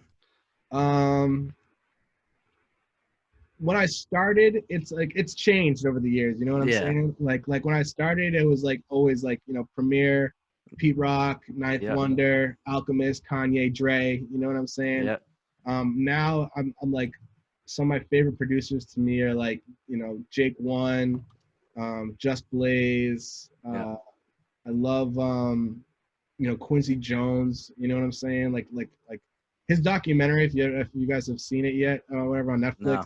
I phenomenal. started it. Oh yeah, but I Oh. know he's legendary. He's been had his hands in Genius. everything. Genius. Like he's like, again, people that can compose music in their heads and write it down. That's like a whole nother level of like, Yeah. That's like a Okay. superpower. legit. Yeah. Like that to me is magical. And like and the stuff that he made over the years, incredible. There's also another show, Sound Breaking. I don't know if you guys have seen that, but they literally walk through these different moments in music history. Like the first time that they ever did sampling, the first time electricity was introduced, and they actually had a pickup for electric guitar. Like in a guitar, yeah. Yeah, and Wow. like the first synth and like shit like that. And I'm like, that shit was amazing. So like, That's like awesome. another That's cool. guy, was it George Martin, from the Beatles, I believe, who I think he was the producer of the Beatles. But like, again, just like guys like that, it's like I've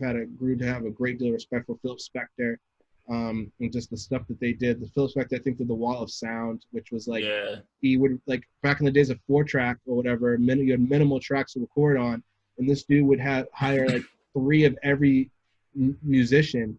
Like they'd have 3 guitar players, 3 bass players, like 3 drummers, all playing the exact same shit over each other to try and get this fat, full, thick sound, because they only had so many tracks. So they couldn't be like, all right, I'm gonna record this guitar part like 9 times and like bring it into the session. It's Right, like, nope, you have 1 track to do that on, so you're gonna need 9 guitars. You know what I'm saying? So Yeah.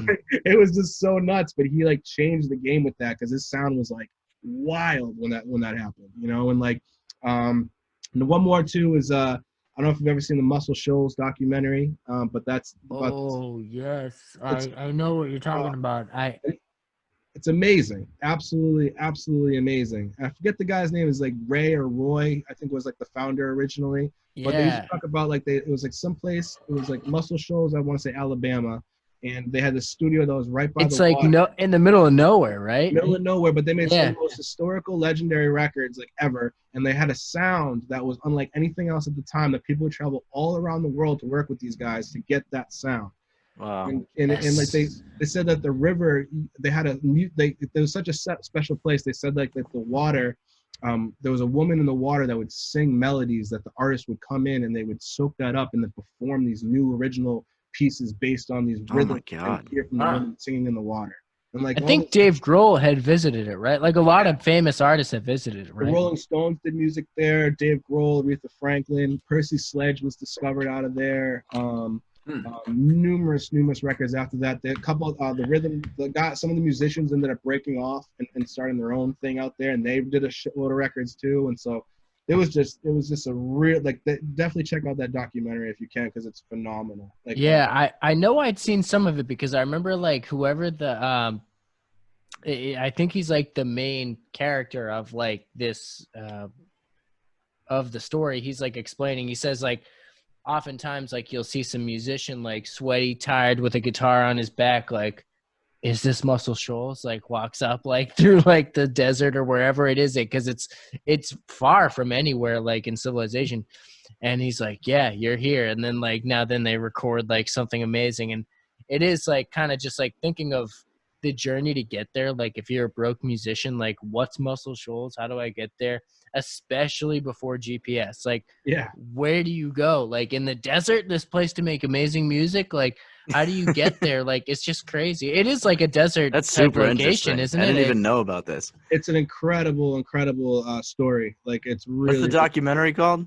I believe it's just called Muscle Shoals or something. Okay. Like Muscle Shoals, but it's just it's amazing. It's amazing. And then I love Rick Rubin too. To me, is another really Rick special Rubin. Yeah. producer. What I love about him is that his ability to jump between genres. You know, what I Right. mean? And like I think that is again, I'm a lover of music. Like I just love music. Like doesn't Yeah. matter what the genre is. I just. But when you can when you can tip your toes into like every different like type, it'll just I don't know. It shows so much more skill and just like when you can draw there's so much influence. appreciation. Yeah. Like I've growing up, I was like more set on like specific genres and stuff, and like when you have those few artists that can dive into something different, it just it opened my eyes personally to so much more, and I fell in love with so much more as I kept going. Definitely. And I think now is like the best time for that. Like, I feel like back in the day, you couldn't do that. You kind of have to stick to one thing, and that was kind of it. Now it's like, it's kind of an open playing field. Like, I can think of just two really good examples. Like one, and this is kind of a weird example, but Tekashi, when he came out, he was known for like just yelling at you. You know what I mean? Right. Yeah. And, like, just being mad abrasive in your face. And all of a sudden, I don't know if you guys remember, he put out that song with Gotti. with the girls like on the beach and stuff. Gotti, right? Is that what it was? Yeah. Yeah. And like you know what I mean? It was like, That one. Yeah. but and then he did like Fifi and like all these other things. Yeah. So it's like dude, like he, people weren't like, what is this guy doing? Like they were just accepting it for what it was. You know what I mean? Right. Like, making other styles of music. Like I was talking to Clancy and he was like, saying that sometimes it's a struggle. Other people's feedback are like, why are you doing so many different styles? And I'm like, that's a great thing. If anything, Right. you don't have to be put in one box. You can do so much stuff. Like MGK now, he just put out a straight up rock song. You know what I'm saying? Right. And it's If you fire. can do it well, then why not? Yeah, that's what I'm saying. So I feel like Right. I think it's a good thing. I like that. I think Childish Gambino is another one. Like, dude, what the hell? Yeah. Like, are you kidding me? Like, are you kidding me? He went from that dude is probably one of the most talented human beings on the planet Earth. Like, Yeah. legit. Like, what can he do? He's gonna win like a tennis tournament next year. Right. Right. Like, Yeah. No, he's Like- unbelievable. He literally does everything. I mean, he's so funny. I Yeah. love the guy. I mean, He's just incredible. talented anyways, not just funny. I mean, he can lay it down. Do it all. I love that. I love people like that. To me, that inspires the hell out of me. Yeah. You familiar with Spose Hell yeah, of course. up in Maine? Yeah. Totally, yeah. He's been really like evolving his sound the last couple of years. His last couple albums, like a lot of rock influence in them. Totally. He's another guy who's always changing. He's dope too. Like he's another one, just a good human. Like and like Yep. Real he good guy. just, always cares about his like family and friends and and first and foremost, while also putting out great authentic music. You know what Yep. I mean? And like I've met him through through his relationship with Token, and then through my homie Brian BCAP from New England Noise, who does like a ton of our Glasshouse stuff. Yeah. Many more. He's did all of my single art when I did like the weekly releases like a couple years ago. He's just an incredible dude too. And so like Brian does all of Spose's merch designs and stuff like that as well. Oh, dope. And so like we actually with Token we ended up doing the Christmas show that he does annually, and that was like wicked fun. We did that up at the Halo. Oh, the P Dank Christmas? yeah. We did Yeah. that, like 2 years ago or Word. 3 years ago, and that was like awesome. So it's No, he's a good dude. he's a wicked good dude. His whole crew's really dope too. There's Shane. I love Shane. Shane Rise, yep. Shane's There's a lot of talent up there in Maine. Oh, wicked good talent. Like Yep. Styles lived up there for a while too. Like I guess it was when he was doing the radio up there and stuff too, which is funny. Yep. Small world. Yeah, really. Really. Like I love how the New England scene has come together. Like it's not just Boston, there's like Rhode Island, Maine, New Hampshire, Vermont. There's talent everywhere now.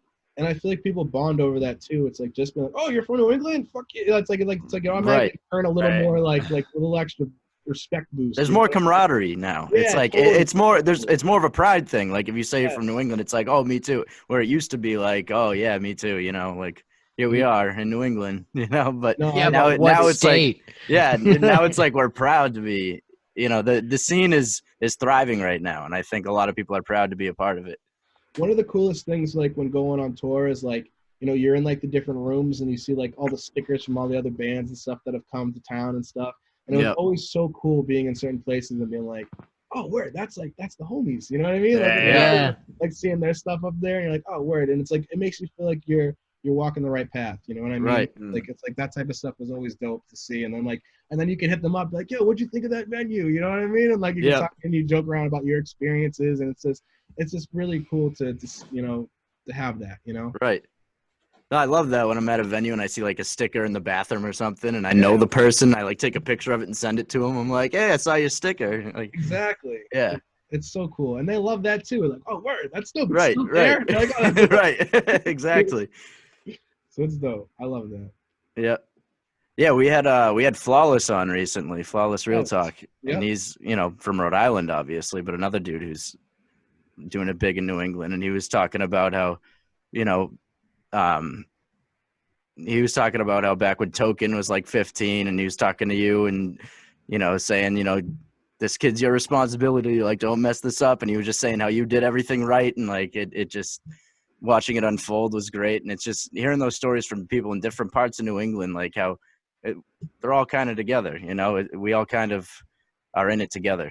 100%, man. Yep. Flaw's awesome. Like, we've known him since, you know, the grind mode days, and that's when we all Yeah. connected and stuff. And so like and obviously it's still going on now and stuff like that. But that, like, to me, that was like a really dope time, like when we were all doing those and stuff. And it was like, again, there was an energy there in the rooms, and going down almost every weekend to go there. Again, I'm like, we're riding to Rhode Island with 15-year-olds. You know what I'm saying? And bringing them to shows, and like, but they were embraced and embraced us, and like, and it was amazing. The camaraderie down there was always dope, and it was always love, and it's awesome. Like again, just to see other people like doing great things, like to see him on that show was so freaking. That cool. was amazing. Because That was he's like amazing. he's also someone that's worked so hard for so long, and he's always been so consistent too with it, and like And he's so at- professional in the way he interacts with people and stuff. absolutely. Like Yeah. he's got, you know, some people just have it. You know what I'm saying? He's definitely Absolutely. one of those guys, you know. Absolutely. I mean, Chance compared him to Drake, so. That's fire. I didn't even know that. That's Yeah, awesome. on the show, he said he reminds me of Drake. And he wasn't talking about the music necessarily. He was talking about, like, his persona. Like, Yeah, he's got it, like the star quality. totally. He definitely does. Yeah. And their whole crew too is dope. I love Mark and Josh, like those guys are hilarious, and they're just really good dudes. Like, again, passionate too. Like I was just talking to Passionate the other week, and so, or I'm sorry, I shouldn't call him Passionate anymore. It's Clark Wayne now. So Oh, really? yeah, or Kyle or whatever. I don't know. Whoever we want to go by these days, that's my dude. That's my dude. Okay. So, but I love. But it's just like, you know, it's good to still be friendly with all these guys that we've known for so long, and just like be able to still call and say what's up and see each other, and like, and be happy for each other. I think that's special. Absolutely. So it sounds like you have a good vision for the future. Like you've caught people at early ages, and you're good at navigating the scene. And so like in 10 years, how do you see, like, I mean, right now I'd say if you look up by percentages, I think hip hop is the most listened to genre right now. Mhm. But like in 10 years, do you see, because hip hop's kind of gone from like boom bap, aggressive, it had like an aggressive tone, I guess, in like the early 2000s, and now it's kind of gotten more, there's emotions have crept in, like it's not weird to like tap Thanks, into Drake. that. Yeah, thanks Drake. Like, well, yeah, There's a lot I more mean, melody. There's definitely more melody. you No, know? yeah. And it's Absolutely. more emotion too, which I don't think is a bad thing. No, it's a good thing. It's a good thing. but it's so like, That's why I hate when people like used to make fun of Drake for like being too emotional and stuff. It's like, it's a come on. balance. You're You not need allowed to have emotions. Like, we're human beings here. Come on. Oh, 100 yeah. million%, man. It's Right. like, again, like Ninth Wonder used to talk about, he's like you know, club music is made for a certain time of day. Drake's music is made for a certain emotion sometimes. Right. You know what I mean? Right. Some stuff is designed for certain things, you know what I mean? And like, you got to have all ends of that spectrum. No, You know, like, absolutely. You got to enjoy this and that. Like, that's why like Griselda to me is super dope, because Yes. like they have not changed since they first came out, and they've made it cool again to do that. Where it's like people have been doing that forever, but the way they branded themselves and the way that they represented themselves and their art as high art, Mhm. that wasn't looked like that for a while, and Right. they brought it back. And then like, I think that again. But they put their own style on it too. Totally, It's authentic. Yeah. They made it completely their own, and they did their own way, and they are like they're one of my favorite labels. Word. Out, next to TDE and Dreamville and stuff like that. What do you think about Tragic Allies and ST Knack and those guys? Oh my God, Knack, dude, all those guys are family. Like me and Phenom have a project that's phenomenal. Word. I should have mentioned earlier too. That's like word. We had him on the podcast a little while ago. So good. Like that dude is like incredible, and he's another one that he's just like his energy and his soul is so genuine, and like he's one of my really good friends too, like someone that I care for deeply as well. And like he's just an awesome person. His growth too is nuts. Like he's doing a lot of melody stuff now too. Not only that, but as a human, his cooking, his catering business, Saint's Kitchen. Yep. I am so supportive of everything he does, and could not be more happy for him and all the stuff that all the ventures he does, because he's branched out and grown so much as a human, and like again, it's so dope to see, and like I am so freaking happy for him. And like Tragic Allies too, like same shit. Like Davino and Knack are like homies I've known since like some of the first rec shop stuff. You know what I mean? I went to, and like so to sit down doing what they're doing is like they've just stuck to the game plan, and Knack has been disgusting since he was probably in diapers. You know what I'm saying? Like that dude is hip hop. Like I've always said he's hip hop personified. You know what I'm saying? If you look up hip hop in like a dictionary, like you'll see ST Knack, like sitting there. You know what I'm saying? He's got it. He's it. Like I remember just going to ciphers back in the day at some of the rec shops, Freedom ciphers and stuff, and like people would go around. All of a sudden, it'd be his turn. He'd take over the whole room, and he'd have everybody feeling everything. He could freestyle. He could have a written. It didn't matter, because everything he said was gospel, and it was golden, and he was preaching knowledge and telling stories about what's happening in the world. And like that dude is just he's someone that's so special and should be protected at all costs. You know what I'm saying? Like that dude is incredible. And like I was very lucky to be able to work with him on a bunch of music, and on one of the projects that he put out, I helped out with some of the production on it. And like that night was so dope, because we got together at his place, the Mini Mansion, which is like infamous, being a local guy. And out here, like that place is so known for so much history there. And so like I remember we went there and we were just chilling, and like we would just be chilling, smoking, drinking, just talking about life, music and life and whatever. It got kind of late and I had to leave or whatever, and then he sends me a joint. I wake up to the next day, and literally the whole song's about what we were talking about that. And I'm just this is just, wow, that's awesome. Some people are just special, you know what I'm saying? Like I'm lucky to have some amazingly talented special friends, you know what I'm saying? And like guys that I think are just top tier at what they do, and not only that, but they're even better people. So it's like that shit's awesome. And like Knack and Davino are amazing at what they do, and they do it at such a unique way that's authentic to them. And they're good people, like you said, and they're so well respected, like locally. Like they built, ST Knack ending up on West Side Gun's album doesn't just happen. That happened because he built a core fan base around here. People who knew him personally respected him, and that just grew, that just helped spread the word. Oh yeah. No, and then shout out Purpose too. He's like one of the architects behind Tragic Allies. None of that I don't think would be possible without him as well. He's an amazing producer, artist as well.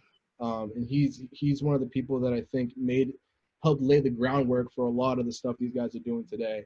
And like shout out to like Michelangelo and Crime Apple and Primo Prophet and Teo and those guys. And I feel like there's just a Vinyl Villain too also be on the forefront of that sound as well. Like I think there's so much freaking talent out here, and like you can't escape it anymore. Like it used to be one like style, and now it's like there's so much, dude. Yep. Yeah.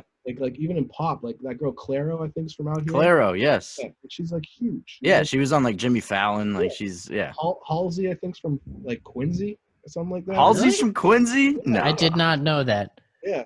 I didn't know that. Well, actually, just to just finish the thought about the future vision, do you see like in the next decade or two hip hop staying dominant, or do you think like other genres are like, will there be a genre like a blend of genres that we're not familiar with yet?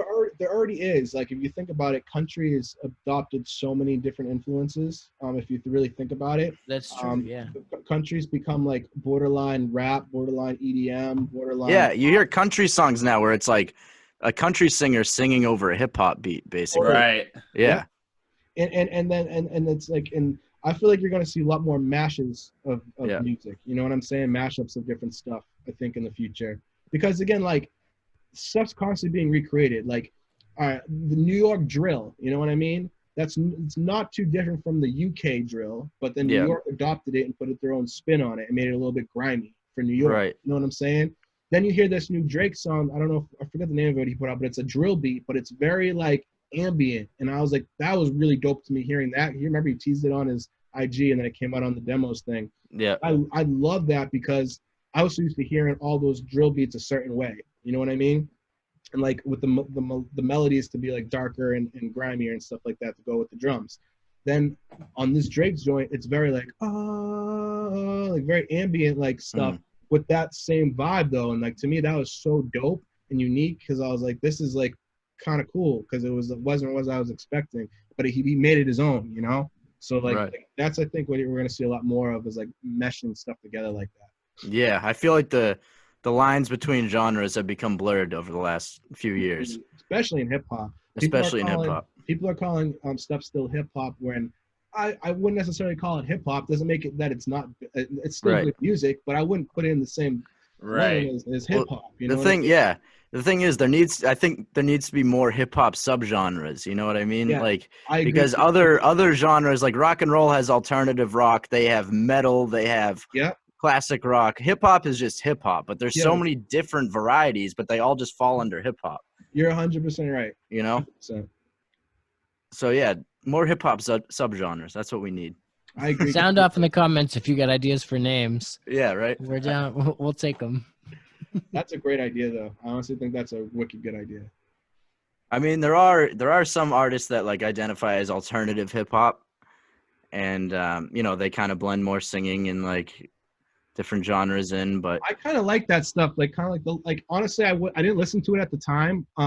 But I have worked with a few artists now that have gotten really into it, and I've really starting to enjoy it. But like kind of like the pop punk rap stuff, you know, what I mean? Kind of like the little Peep, MGK type of vibes, Mod Sun a little bit type of stuff. Mod Sun, but like I really grew to like that. I when I was growing up in high school, I used to always say I used to categorize my friends by the different music we listened to. You know what I mean? So like I'd have like my hip hop friends that I like, but I couldn't hang out with my hip hop friends and my classic rock and roll friends at the same time. It would just they wouldn't mesh. You know what I mean? So like, but then I have like my pop punk friends, like all my friends that I met that we would like, they would all be listening like Starting Line and Brand New and like Yellow Card and like all like that, like you know, Blink 182 and stuff that I used to love and like all that stuff. You know what I mean? And so like I was obsessed with all that for a while, and then like to hear that influence now in rap is dope. Like over like these kind of these trap beats with the guitar. This is kind of sick, dude. Like, and one of my homies from Staten Island, his name is Moody, Dan Moody. He's really dope, and he started out as an artist manager, and now he became an artist himself. And he kind of adopted this style, and it's perfect for him, and it fits him so well. And he sounds phenomenal. And then one of my homies, Sean Doan, who started as an intern here, and now he's an amazing producer. And he's also like just a great dude too. He does a lot of the beats for Moody as well as his Moody's other homie Demo, and they just have a dope sound together because it's like these like, you know, they've been sampling a lot of old pop punk songs and then putting like these rap drums on it, and it's so sick. Like it's so that's amazing. Yeah, like I love it. I think it's really dope. Like, and it works for him so well. Like some people, it sounds forced. You know what I mean? But I'm like, his shit kills. Like it's so dope. Yeah, if you can blend genres like that and make it work, that's a dope thing to be able to do. Hell yeah. There's gonna be a lot of that. I think you're gonna see more. Yeah, that's good. It's been the last few years. You can already see it shifting that way. Well, I mean, especially in the EDM scene, I hear all the time. There's like a blend of every type of genre to some degree. Like someone tries to just like blend it in. And I love it because with that comes a lot of remixing because like you hear so many songs with the same like type of melody, vocal, whatever it is, and it's switched up, and it's amazing to see how many people expect one thing and it just is completely the opposite. Yeah. And how much they still love it regardless because of the familiarity of it. Have you ever listened to Grizz? Oh, I love Yeah. Grizz. Like I've heard Grizz, yeah. Grizz is fire because like he incorporates mad live musicianship in his song, and a lot of like crazy vocal parts with like these like soulful undertones and stuff like that. But then it's like mad EDM too. So it's Yeah. like, I think it's so cool because he has like these live horns and pianos and strings. And Yeah, then- what of and his EDM drums and shit. I'm like, what the fuck is that? Like that's great. Like it's so crazy. like one of his most recent songs, I think it's like Tiger Kingdom Space Camp or something, or Tiger Kingdom Space something. It just like Fire he name. performed that, and he had an entire ensemble with him on stage and stuff, all just jam, big band style, just jamming out on the horns, the drums, everything. And then That's just awesome. all of a sudden, just fucking dubstep drop, and it's just like, Oh what yeah, the hell? you like, saw Grizz live, right? I've seen him multiple times. Yeah, Oh, he's wow. great. I would love to see him live. 'Cause that's an experience. You know what Oh, I'm yeah. saying? That's a super experience. His live sax playing is one of the most incredible Yeah. experiences. It's so fun to see him just like Awesome. standing on top of his tables and just like wailing on the sax. And That's we amazing. saw Grammatic, and Grammatic works with Grizz, right? Yeah. Yeah, so together they're Grismatic. Oh wow! There you I didn't go. even know they had a group. That's Yeah, so it's pretty fantastic. cool. They haven't been together in a minute, or at least like performed live, and who the fuck knows when that's gonna be for a bit. But Dramatic and like R2D2 were like super. dude, I love R2D. Like, oh man, From Star Wars? no, RJD2, right? R2D2. I'm sorry. Yeah. Same deal. Yeah. And then like I used to love like Nightmares on Wax too, like in that vein. Yeah. Oh man, it's like very like jammy hip hop soul vibe, just like stuff you hear in a smoke shop. You know what I mean? Yeah, exactly. That's when I first heard the Nightmares on Wax. Dude, you have no idea how many times I've walked in the stores and be like, hey, can you tell me what's playing right now? or Yeah. like this is like before Shazam. I'll never forget that actually. There was a joint. I was in Poughkeepsie visiting a friend in New York. We walked into like this little gift shop that was like selling like these like little whatever shits, and like there's a song playing over the thing. I'm like, this is amazing. And I'm like, I go up, I'm like, hey, what is this? And they're like, oh, like it's this CD, but we only have an open copy. I was like, I don't give a shit. I'll buy it like right now. Like tell me what like I'll like tell me whatever it costs, and I got it. Like I'll pay it right now because I should. I need that in my life. So Yes. I feel like as creative people, you're inspired by everything. That's Oh, that's such a producer thing to do, I feel like. Walk into a store and be like, what is this? I'm buying it right now. Yeah. You know? Pre-Shazam, yeah. Yeah, right. Blueberry Comics was the shit for that. They used to they actually used to tell you what was playing on the board, and like they were so dope. I remember I used to love going in there all the time. I used to spend hundreds of dollars a week there just on CDs and box sets and stuff and tapes. Oh, yeah. And then like I remember like going in and just listening in the store for hours and just like being like, oh, what is that? And then walking up to this like, yo, who's that? Like what I mean? like and they were just like, oh, this is this new thing that just came in, and like it was they were so cool. That was a really dope store because they were so knowledgeable about their shit. Yeah. I mean I haven't been to Newbury Comics in so long, but I feel like this was like 5-6 years ago maybe, and like that was such a dope time because they were really cared and they like really wanted to see like people like. They wanted to put you on to new stuff just as much as they wanted you to get the things that you're already used to, Right. That's Do you still go to record stores and dig through crates? Oh yeah. Yep.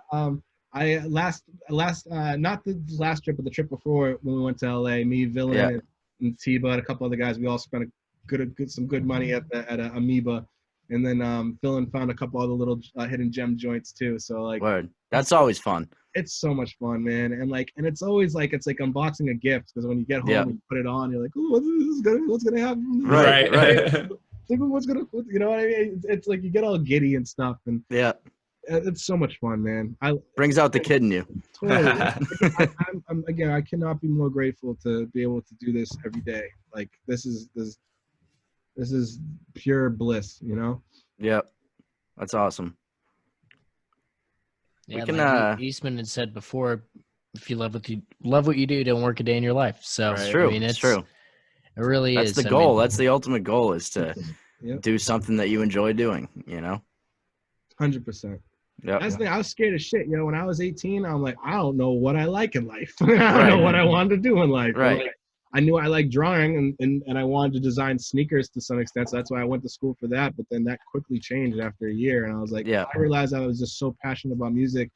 I didn't know what capacity I was going to be in the music industry, but I knew I wanted to do something there. You just Yeah. wanted to be involved in music Yeah. somehow. Yeah. And even with the stuff with Token, like there was a point in where I was literally I was ready to give up my production completely to make sure I could give him the right attention to focus when I was his acting manager and stuff. You know what I mean? Yeah. So, like, I felt like when it came to Colin and Ben and Trey, like it was one thing to let myself down, but it was another thing to let them down. So I Yeah. always wanted to make sure I gave them my undivided attention for everything that they needed, you know, and like put them first even before a lot of my own needs and some to some extent, you know. But to me, like I wouldn't have traded that because I learned a lot through it still. And like Absolutely. even now, like you know, again, I was completely ready to give them my production, and now I'm at a point where you know, this is my main focus. So it's like it's kind Word. of wild, you know, and Yeah. it was pretty cool.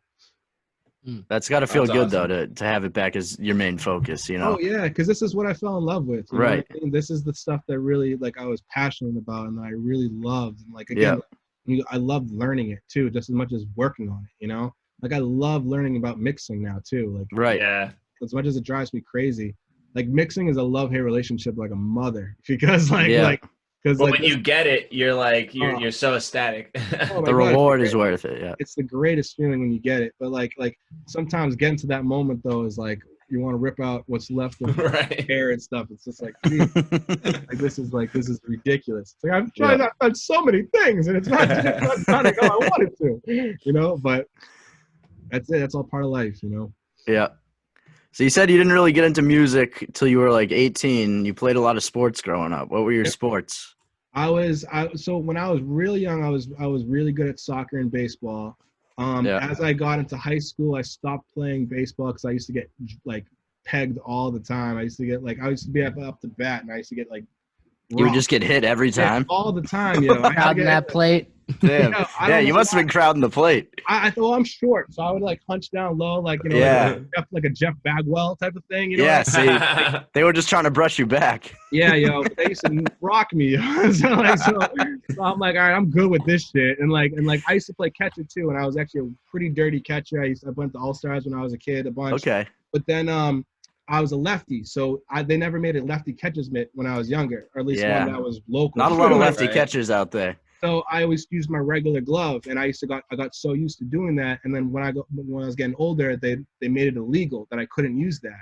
Because I was pretty good, and it wasn't just for me, but I think it was for whatever. It was just a safety thing or whatever it may have been.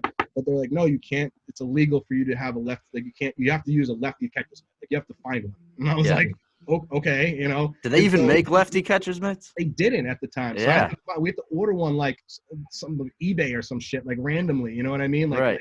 And so but I couldn't find one in a store locally anywhere. And so when you catch with a catcher's mitt, it's a very different than when you're catching just using the webbing of a regular glove. Right. So I broke my thumb like 3 times, like my first year using a regular catcher, because I used to just catch it like regular, like I thought I would.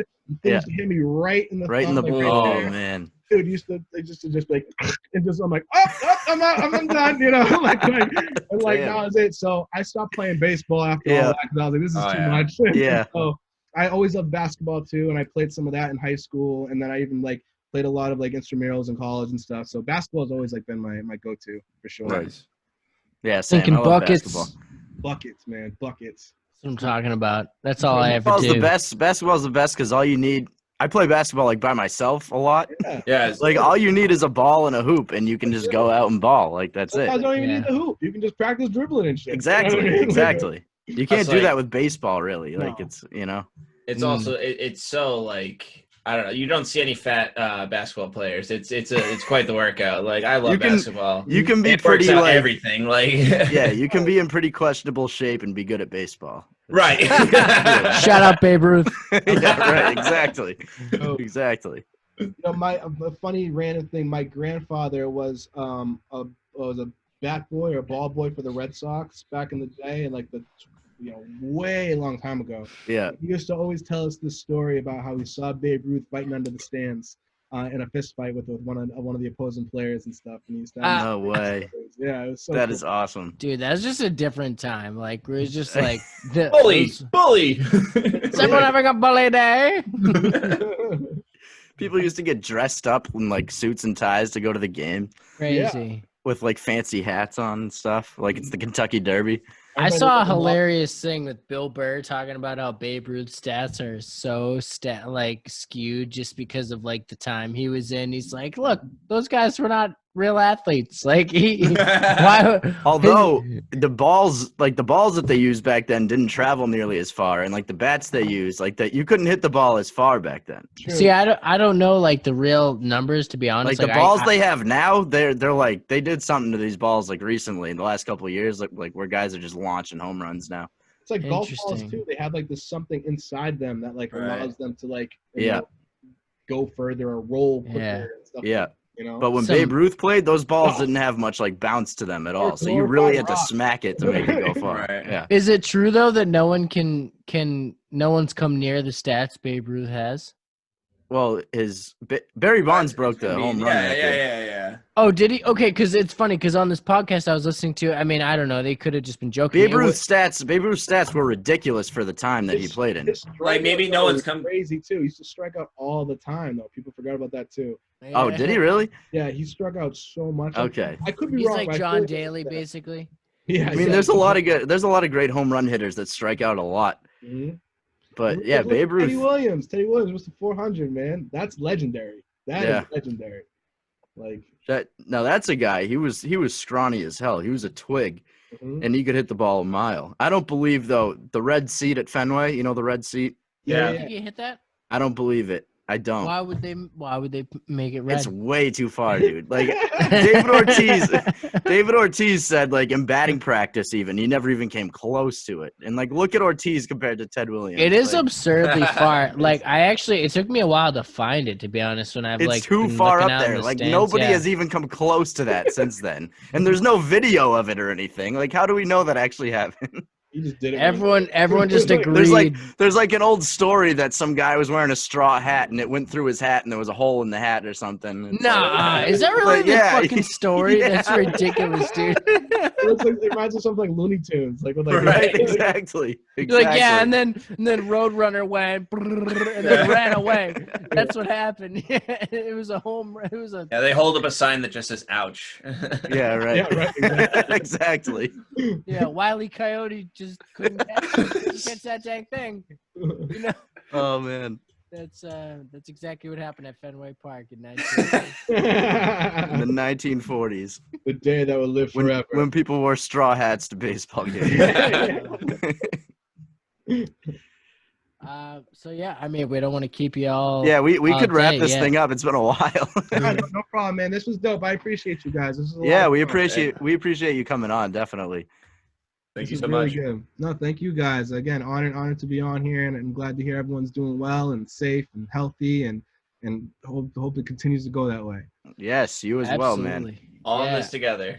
Yes. Oh, for sure. Yeah. Hopefully true. we'll all be able to go to shows again and We actually need hug that. each other. We and need stuff. that. We need like as soon as we're able to start going to shows again, I feel like the shows are gonna be so much fun. Like everyone's just Oh, gonna be so ready to just like have a good time. All with our custom Oh. gas masks and everything. It's gonna be Right. awesome. Exactly. Is that you? I can't tell. Had like what is it, the silent DJ parties they were doing? Yeah, for a while. Yeah. So that's gonna be like concerts like we're all in like 6 feet apart in different rooms, Yeah. like Yeah. partying by ourselves. We're not just allowed like- to talk to each other. No, but no, we- exactly. We're all bubble boys with our own speakers on the inside. Yo, Like, I fuck with that though, yo. I would go to a concert if we were all allowed to be in bubbles and just watch.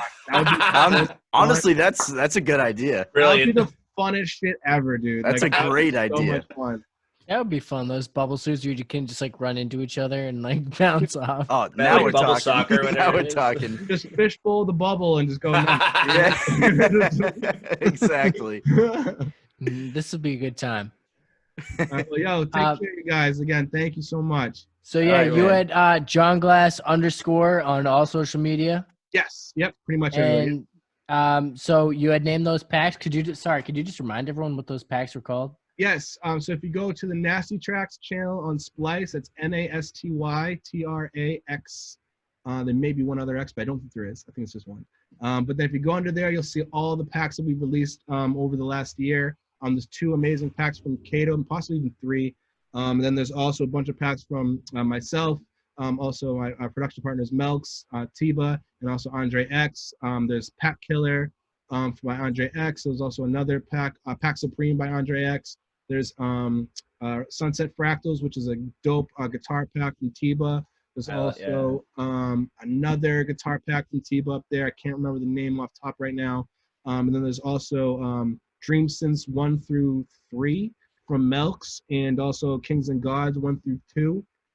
And then there's 3 packs from myself and Tiba, 2 of which are from myself and Tiba. Wave Fragments, which is one of my personal favorites. Also Cheat Code, and then me and C Sharp made a dope pack, kind of like a plug and play pack called Sharp Glass. So enjoy, go nuts. Perfect. Yeah, That's a absolutely. great name, Sharp Glass. Downloading all. Yeah, it was. Yeah. I mean, you had to. names. Yeah, You had to call it Sharp Glass. exactly. You The know. one thing I will say, like, I like the name too, but I feel like from now on when I do a pack, I wanted it to be more not just a branded pack about the names, but more branded around the vibe of the pack. Because I feel I think that usually, I feel like that's, for lack of a better way to explain, I think that sells the pack better. You know what I'm saying? Sure. Like I feel like when we put out Wave Fragments, it was like kind of a lo-fi, textury vibe with the cover and stuff, and like that's kind of what you got from the music. Sharp Yeah. doesn't necessarily reflect the content of what's in the pack. You know what I'm saying? Other than, Right. this is our names, and we work together well. Yeah. You know what I mean? Like, but yeah, if you guys make anything, please send it my way. I'd love to hear. So at any time, and obviously too, if there's ever anything I can do to help, or you guys ever have questions, just let me know. I'm always happy to help.